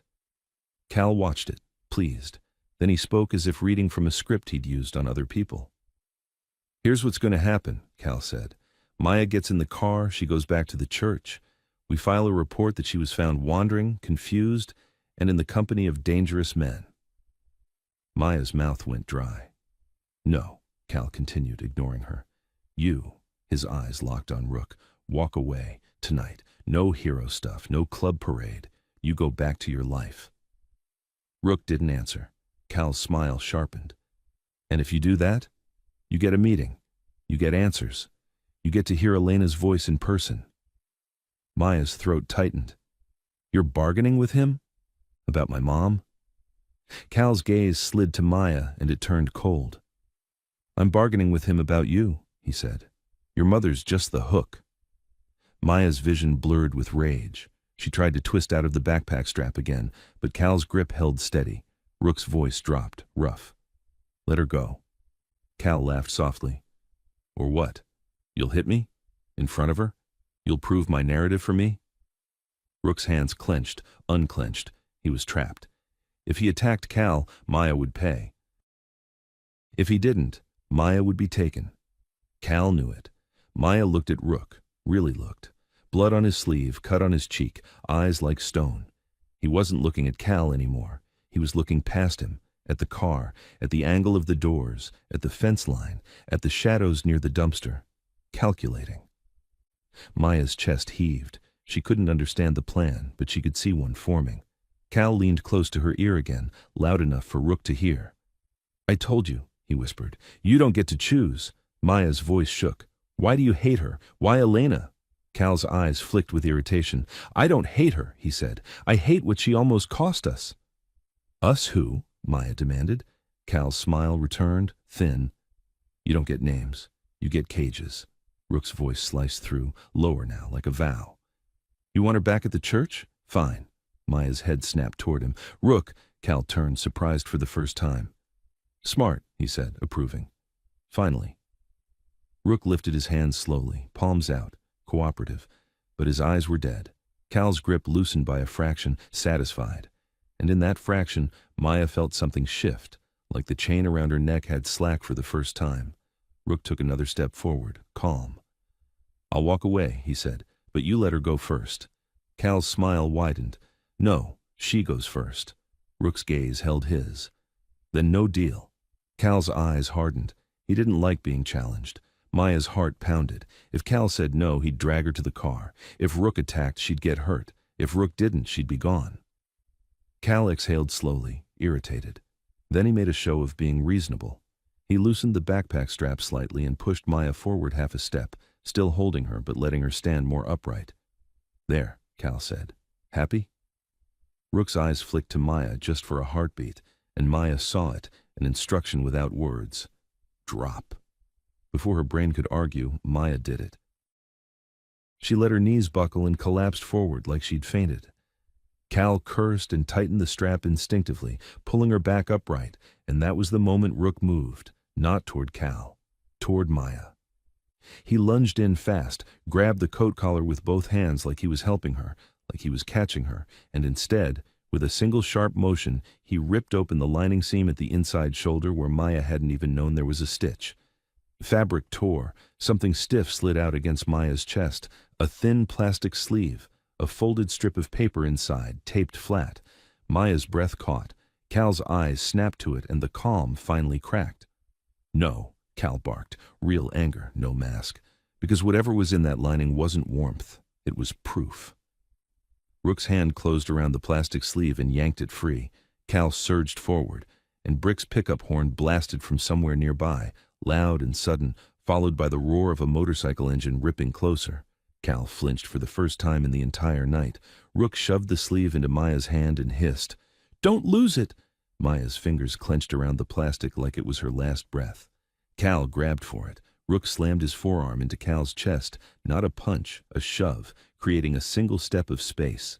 And Brick's truck hit the lot entrance sideways, headlights flooding everything, tires screaming. Cal shouted, "Take her!" Maya jerked backward, clutching the sleeve.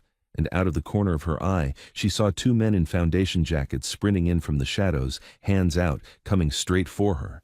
The men came fast, Foundation jackets unzipped, lanyards bouncing, faces set with the kind of focus you only get when you've grabbed people before and expect them not to fight. Maya's mind screamed run, but her body hesitated for one fatal blink, because the plastic sleeve in her hand felt too important, too fragile, like if she moved wrong it would tear and her mom would vanish again. Rook didn't hesitate. He stepped into the lane between Maya and the first man and hit him with a short, brutal shoulder check that sent him sideways into a pallet stack. Wood clattered. The second man reached for Maya's wrist. Maya yanked back, clutching the sleeve to her chest with her other arm. The coat's leather creaked as she twisted. Cal's voice cracked across the lot. No amplifier now. Raw command. "Get her in the car!" Headlights from Brick's pickup flooded the scene, bleaching everyone's faces. The truck was angled wrong, tires still squealing, deliberately ugly, blocking the clean line to Cal's car and forcing everyone to reposition. A motorcycle roared in from the access lane, neck tats, sliding in hard, front tire skidding, using the bike like a moving wall. He didn't stop where it was safe. He stopped where it was useful, between Maya and the reaching hands. "Move!" he yelled at her. Maya stumbled backward, sleeve crushed tight against her ribs. The first Foundation man recovered, teeth bared, and charged again, this time with a hand reaching for the sleeve itself. He'd seen it. They all had. That told Maya everything she needed to know. This wasn't about bringing her home. It was about what Rook had just pulled out of the coat. Maya jerked away, but the man's fingertips grazed the plastic. The sleeve slipped in her sweaty grip. Panic detonated. She clamped down harder, knuckles whitening. Rook caught the man's wrist and twisted. There was a sound, wet, sharp, and the man screamed, dropping to one knee. Cal's face in the headlights looked different now. The calm mask was gone. His eyes were cold and furious. "Rook!" Cal snapped. "You have no idea what you're holding." Rook's voice was low, lethal. "I've got a pretty good guess." Cal's mouth tightened. He took one step toward Maya. Rook moved with him, always between Cal and her. "Give it to me," Cal said, voice controlled again, like he could will the world to obey. "You don't want this." "You don't understand it." Maya's chest heaved. "I understand you want it." Cal's eyes flicked to her like she'd surprised him. Then he smiled, a thin slice of false warmth. "Maya," he said softly, "you want your mother alive? Then you hand that over." Maya froze. Her mouth went dry and the sleeve in her hand suddenly felt like a detonator. Rook's head snapped toward Cal, eyes blazing. "Don't you use her mother." Cal cut him off. "I'm not using anything. I'm telling the truth." He leaned slightly, voice dropping like a confession. "If that paper sees daylight, Elena stops breathing." Maya's stomach dropped through the pavement. Brick shouted from the truck, "He's bluffing!" Cal didn't even look at Brick. His gaze stayed on Maya, because Maya was the soft spot, the lever.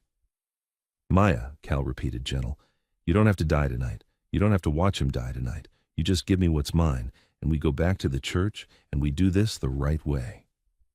Maya's hands shook so badly the plastic sleeve crinkled. Her mind flashed with Elena's voice from the speaker. Don't let him find her. If Cal took this, he'd have her again, forever. But if Cal was telling the truth about Elena, Maya's eyes stung. She stared at Rook's bloody sleeve, at the cut on his face, at the way his body stayed planted like a wall. "Maya," Rook said, voice rougher now, and for the first time, it sounded like he was talking to someone he cared about instead of someone he was rescuing. "Look at me." Maya forced her eyes onto him. Rook's gaze held hers, hard and steady. "He's lying about one thing," Rook said quietly, "and telling the truth about another." Maya's breath caught. "Which is which?" Rook swallowed. His jaw flexed. He looked like he hated every word he was about to say. "The truth is," Rook began, then stopped, like it hurt to drag it out of himself. "That sleeve? That's why your mom disappeared. It's proof." Cal's voice slid in smoothly. "And proof gets people buried." Rook ignored him. "The lie," Rook said, eyes locked on Maya, "is that you have to hand it back to save her." Maya's chest tightened. "Then how do I save her?" Rook's mouth tightened, and his eyes flicked for a microsecond toward the back of the lot, toward the corridor between warehouses Maya had run through. "By getting that out of here," Rook said, "by making it public." Cal laughed once, sharp. "Public?" He shook his head, almost pitying. "You think the public protects girls like her? You think anyone cares? She'll be a headline for one day and a statistic the next. Maya's throat burned. Then Brick's voice cut in from the truck, urgent. Rook, more cars! Maya's head snapped toward the access lane. Headlights appeared. 3, maybe 4, rolling in slow and coordinated, engines quiet. Not the sedans from before, different vehicles, cleaner, newer. One of them had a small emblem on the door that looked official in the glare. Cal's mouth curved in satisfaction. There we go, he murmured. The adults are arriving. Maya's stomach dropped. Police? Cal didn't answer. He didn't have to. The way the vehicles moved told the story. Not rushing to stop violence, arriving to control it. Rook's face went stone. Brick leaned out the truck window, eyes narrowed. They ain't here for Cal. The first car stopped just inside the lot. A man stepped out in a dark jacket, not uniformed, posture confident. Another followed with a radio clipped to his shoulder. The man lifted his hand, authoritative. Everybody down, he shouted. Hands where we can see them. Maya's blood turned to ice. Cal's shoulders relaxed like he'd been waiting for this exact moment. Rook raised his hands slowly, not because he was scared, but because if he didn't, Maya would pay. Brick did the same, jaw clenched, fury barely contained. Nektat swore under his breath and lifted his hands too, eyes darting, calculating exits that were disappearing. The man in the dark jacket scanned the scene once, then his gaze landed on Maya, not with concern, with recognition. He took a step toward her, eyes narrowing at the coat, at the plastic sleeve clutched to her chest. Cal walked up beside him like they were colleagues. This is the minor, Cal said smoothly. She's in crisis. Those men abducted her. Maya's mouth opened. That's a lie. The man in the jacket didn't even look at her. He looked at Cal. Then he said something that snapped the last thread of Maya's hope. Understood, he said. We'll take custody from here. Cal's smile was small and satisfied. Rook's voice came out low, controlled. She's not going with you. The man finally looked at Rook, expression bored. You want to argue? You can do it in cuffs. Two of the men behind him shifted, hands near their belts, not nervous, ready. Maya's lungs tightened. This wasn't rescue. This was a handoff. Cal leaned toward Maya, voice low, private, cruel. Told you, he whispered. You don't get to choose. Maya's hand clenched around the sleeve so tight her fingers went numb. The man in the jacket stepped closer and held out his hand. Give me the document, he said to Maya, like he was asking for a library card. Maya stared at his palm. If she handed it over, it was gone. Elena was gone. Everything was gone. If she didn't, Rook's eyes cut to hers again, urgent, not pleading, directing. Maya's mind raced. One option, one. She looked at the coat collar. Mercer. Then she looked at the lighter-shaped bulge in Rook's pocket, and suddenly she understood what he'd been doing all night, leaving pieces in places, hiding things in seams, moving like a man who'd already lost once and refused to lose the same way again. Maya made a decision. She lifted the sleeve, just enough that the man in the jacket leaned in, and then she shoved it into her mouth, not swallowing, stuffing it between cheek and teeth, plastic crinkling, gag reflex screaming. The man's expression snapped from bored to furious. What the hell? Maya turned and ran, right into the gap between Brick's truck and the pallet stack, exactly where Rook's eyes had pointed, and behind her she heard Rook's voice explode, not a shout of fear, but a command that hit the whole lot like thunder. Now! The engine surged, hands reached, the man in the jacket lunged, and Maya sprinted into the dark corridor, choking on plastic, tears streaming, knowing that if she tripped once, the world would close over her head. The plastic sleeve crinkled between Maya's teeth as she ran, saliva flooding her mouth, gag reflex punching hard. Every breath felt wrong, too shallow, too loud. She tasted cheap plastic and fear. Behind her, the lot erupted. Boots pounded. Someone shouted, "Stop her!" A radio crackled. "She's in the corridor! Cut her off!" Maya forced herself not to look back. Looking back was how you lost speed. Looking back was how you tripped. The corridor between the warehouses was tighter than she remembered. Brick walls on both sides, dumpsters like obstacles, puddles reflecting the flickering streetlight. Her shoes slapped wet pavement. The oversized coat tugged at her shoulders with every stride. She kept one hand pressed to her cheek, holding the sleeve in place. It felt insane. It was insane. but it was still hers. A beam of light speared the corridor behind her. Flashlights. Multiple. Their steps echoed, making them sound closer than they were. Maya pushed harder. At the end of the corridor, the service lane split. Left went toward the main street. Right went deeper behind the warehouses where there were fewer lights and more hiding places. Main Street meant people. Main Street also meant cameras. But Main Street also meant Cal's friends could box her in again. Maya cut right. The lane dipped and narrowed behind a loading dock. Chains rattled in the wind.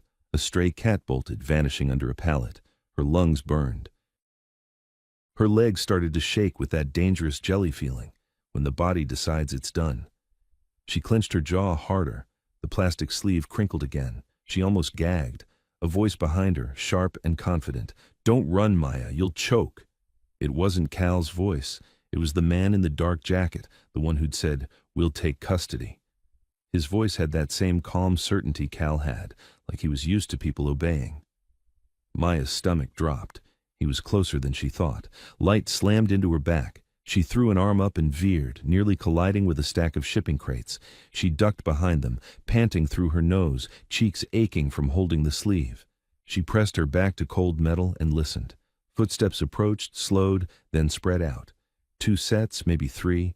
They weren't chasing blind, they were hunting with method. A radio hissed, muffled. "She went right. I've got the angle." Another voice lower. "Don't lose that document." Maya's heartbeat slammed. They know exactly what matters. She forced herself to breathe, in, out, slow. The sleeve shifted, panic surged. If it slipped, Maya reached into the coat pocket with trembling fingers, found the metal lighter's shape wasn't there. Of course it wasn't. Rook had it, but she found something else, the bandana.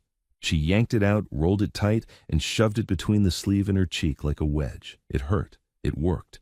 Her jaw ached instantly, but the plastic stopped sliding. She stayed still, listening. A flashlight beam swept across the lane beyond the crates, slow and deliberate. Another beam joined it. They were close.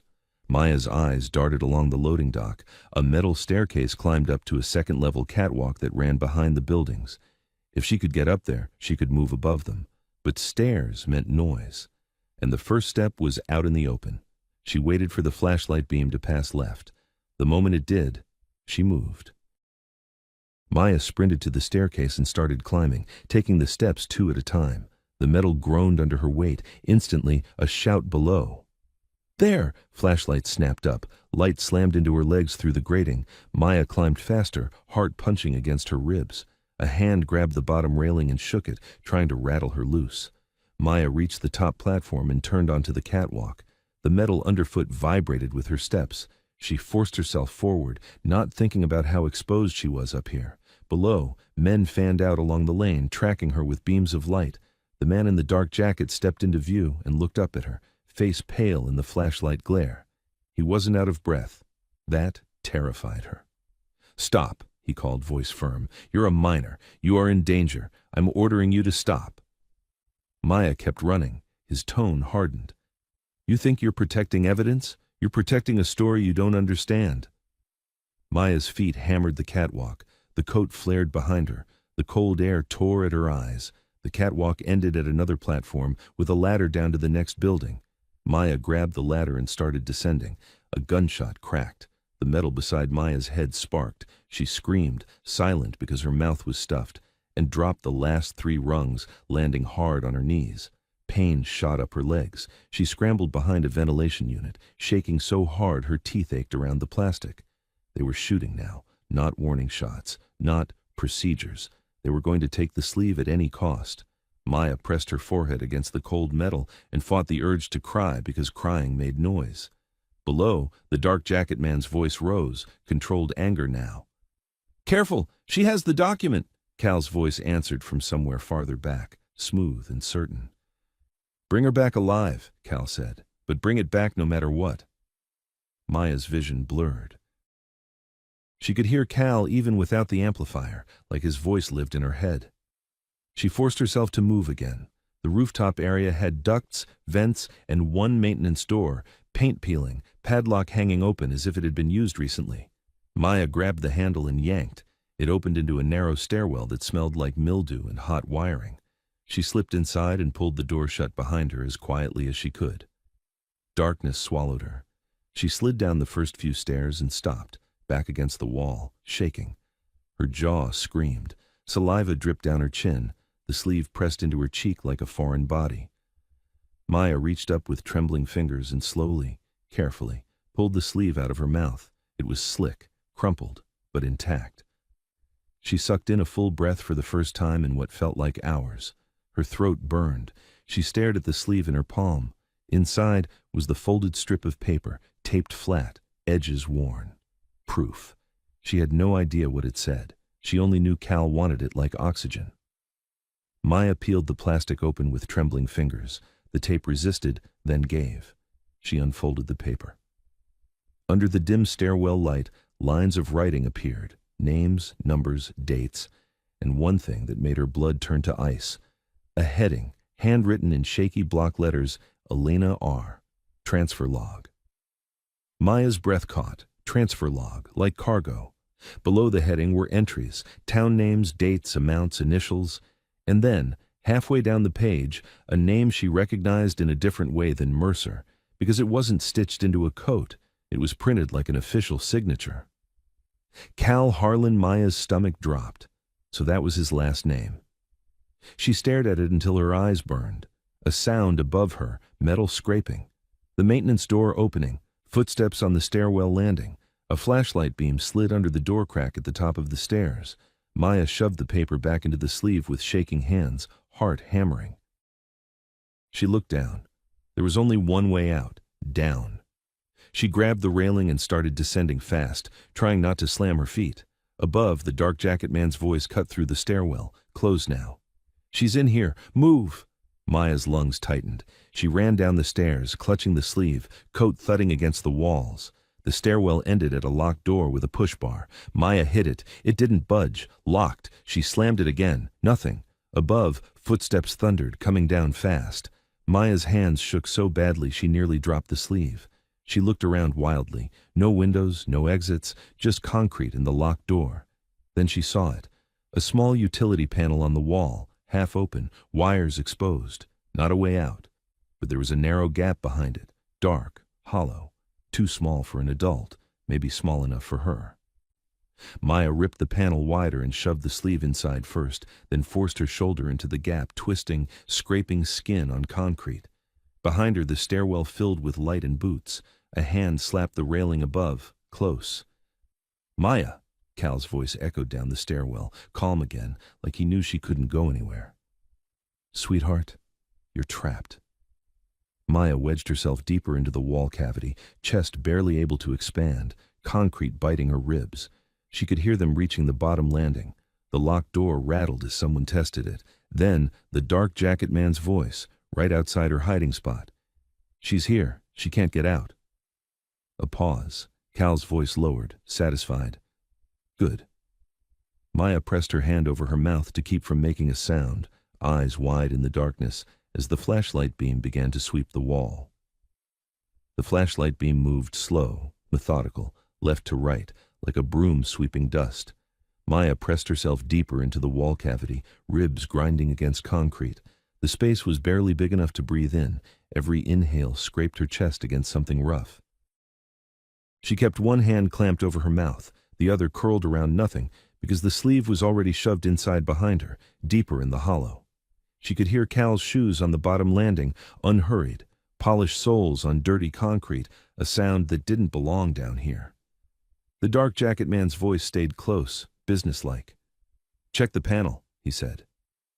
Maya's stomach dropped. A hand slapped the utility panel's edge. Metal clinked. The panel shifted a fraction. Maya went perfectly still. If she moved, the whole cavity would betray her. The beam hit the wall, then the panel, then slid off again. Someone crouched. Maya could hear fabric creak at the knees. The panel was tugged once. It resisted, half hanging, bent, not designed to open clean. Cal exhaled softly, amused. "She's clever," the dark jacket man grunted. "Kids are small. They hide." "Then find her," Cal said, tone still calm, but there was impatience under it now. "We're wasting time," a different voice echoed down the stairwell from above, one of the Foundation men. "Cal, there's movement outside. Bikes." Maya's pulse punched. Rook, brick. Cal didn't turn his head, but his voice sharpened. "Hold them." The dark jacket man shifted his weight. "We're close. Don't distract me." Cal's tone went cold, a warning hidden inside politeness. "You work for me tonight." A beat of tense silence. Then the dark jacket man muttered, "Yes?"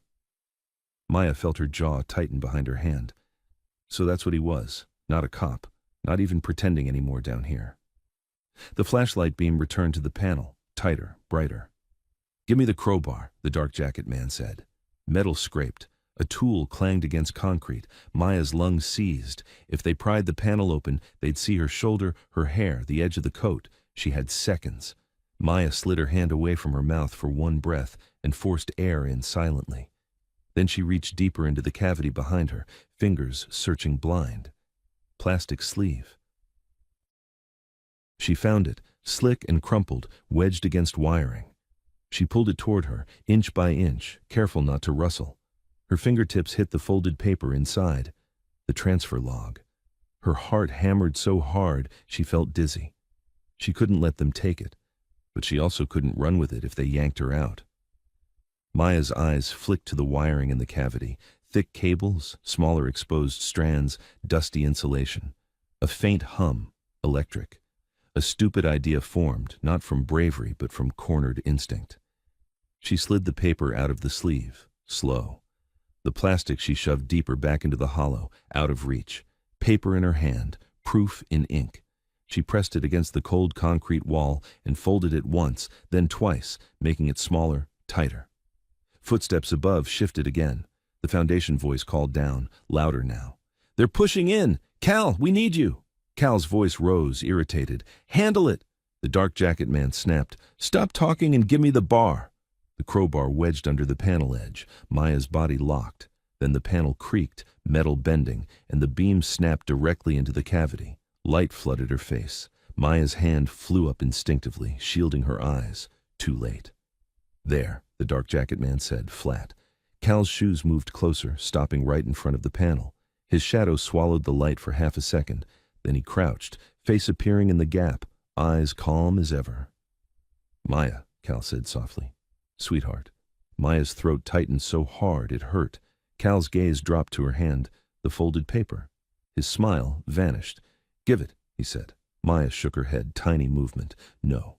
Cal's eyes hardened. "You don't understand what you're doing." Maya forced words out, whisper thin. "I do." Cal's hand slid into the cavity, fingers reaching for her wrist. Maya reacted on pure reflex. She slammed the folded paper into the exposed wiring. There was a sharp pop, like a fuse blowing, followed by a violent spark that flashed white-blue in the cavity. Cal jerked back with a curse. The stairwell lights flickered once, twice, then went out. Darkness snapped down like a curtain, a moment of stunned silence. Then chaos. "Jesus!" the dark jacket man barked. Footsteps scrambled. Someone cursed, fumbling for a phone light. Maya used the darkness. She shoved herself forward out of the cavity, shoulder scraping, coat catching, but she ripped free and dropped onto the floor on her knees. Pain shot through her ribs. She didn't stop. She sprinted up the stairs, not down, up, because down was locked. Up was where the door to the roof was, and in the dark, they couldn't aim. Behind her, Cal's voice cut through the black, no longer calm. "Grab her!" A hand swiped at Maya's ankle on the steps. Fingers grazed her shoe.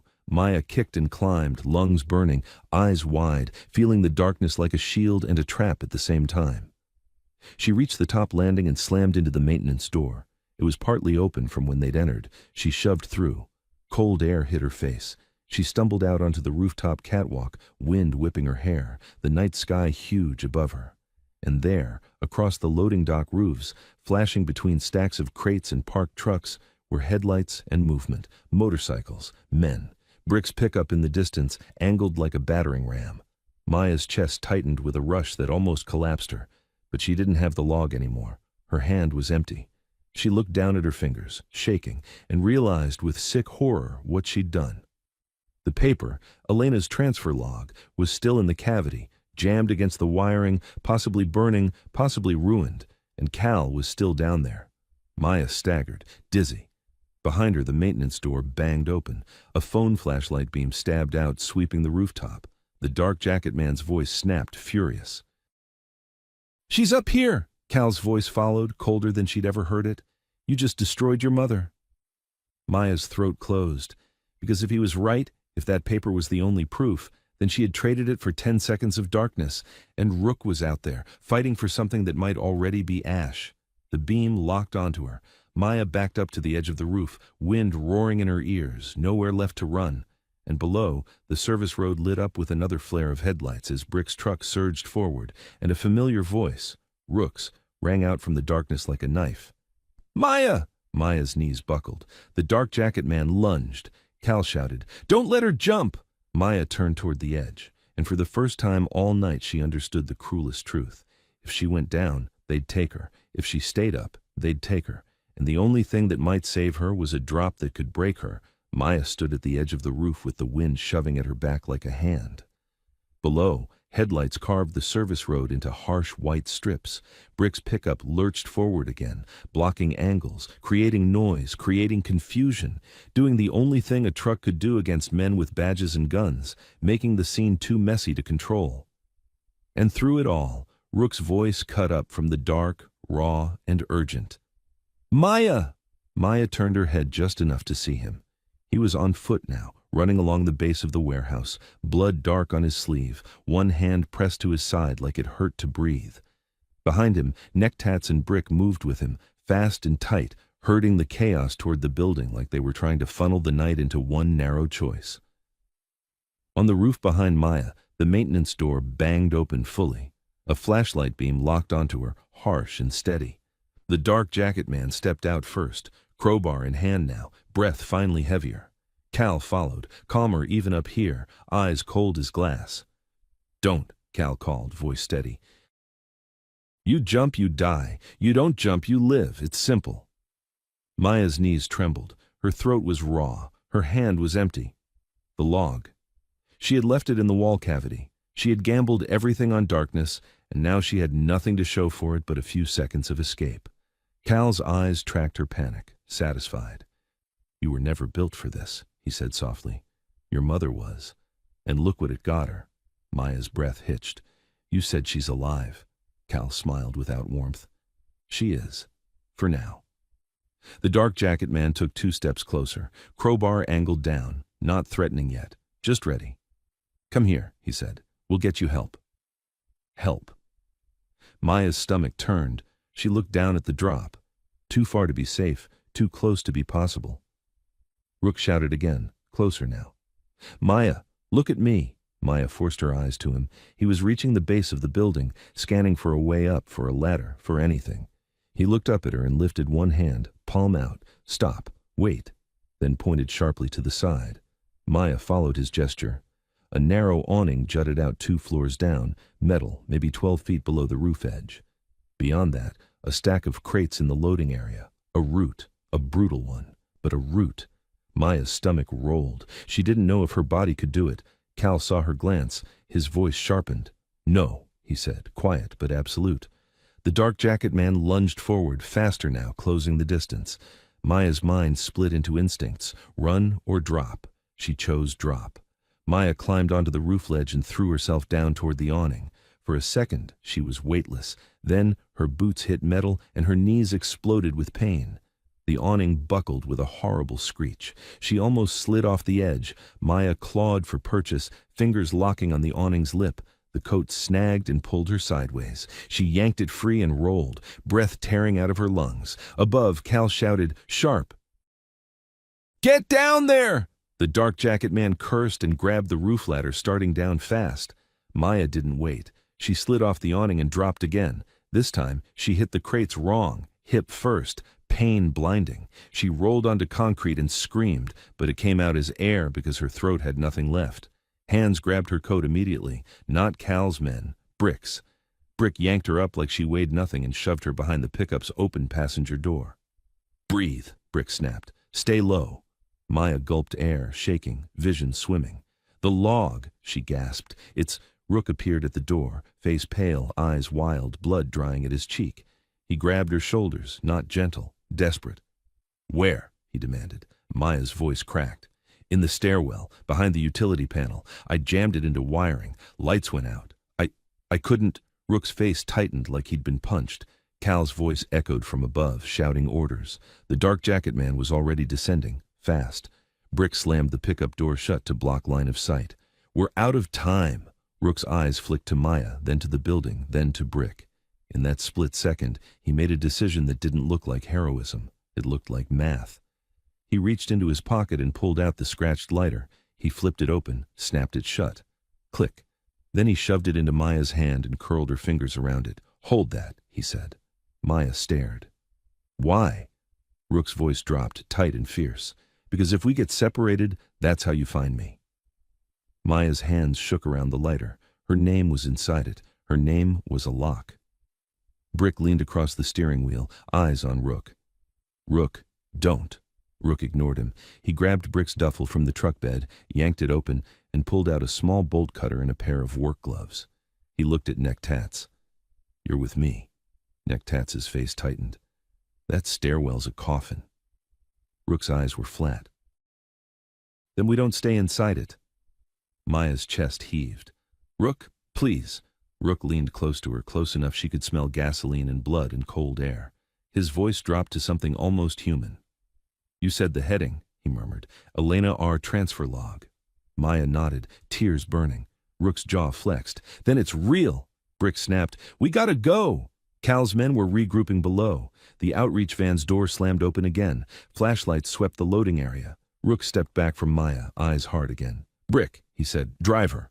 Brick cursed. Rook, drive her, Rook barked, and the force of it made Brick flinch. Maya's throat closed. You're not coming? Rook didn't answer the question. He couldn't. He turned toward the building. Neck Tats followed, bolt cutters in hand. They ran toward the side access door at the base of the stairwell. Cal's voice boomed from above, furious now, no mask anywhere.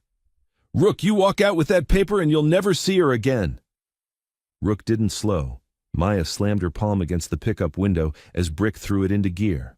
No, Maya screamed, voice breaking. Rook! The truck lurched forward, tires barking, dragging her away as the loading area blurred. Maya twisted in the seat, watching through the rear window. Rook and Neck Tats vanished into the building's side door. A second later, the stairwell window on the side of the warehouse flared with sudden light. Someone had turned on backup power. Then, movement in that window, a silhouette, Rook, and in his hands, held tight against his chest like a newborn, a white strip of paper, the transfer log. Maya's lungs seized. Cal's men swarmed the doorway below. The dark jacket man sprinted around the corner, crowbar raised. Rook pushed through the stairwell door, and in the same instant, a shot cracked so loud it swallowed everything else. Rook's body jerked. The paper flew from his hands, fluttering once in the air like a dying bird. Maya screamed his name. Brick accelerated. The paper hit the ground. Cal lunged for it. And the last thing Maya saw before the warehouse disappeared behind a turn was Cal's polished shoe stepping down on Elena's transfer log, pinning it to the concrete as if crushing it would erase it, and Rook falling out of the doorway, eyes still locked on Maya's truck as the world snapped shut.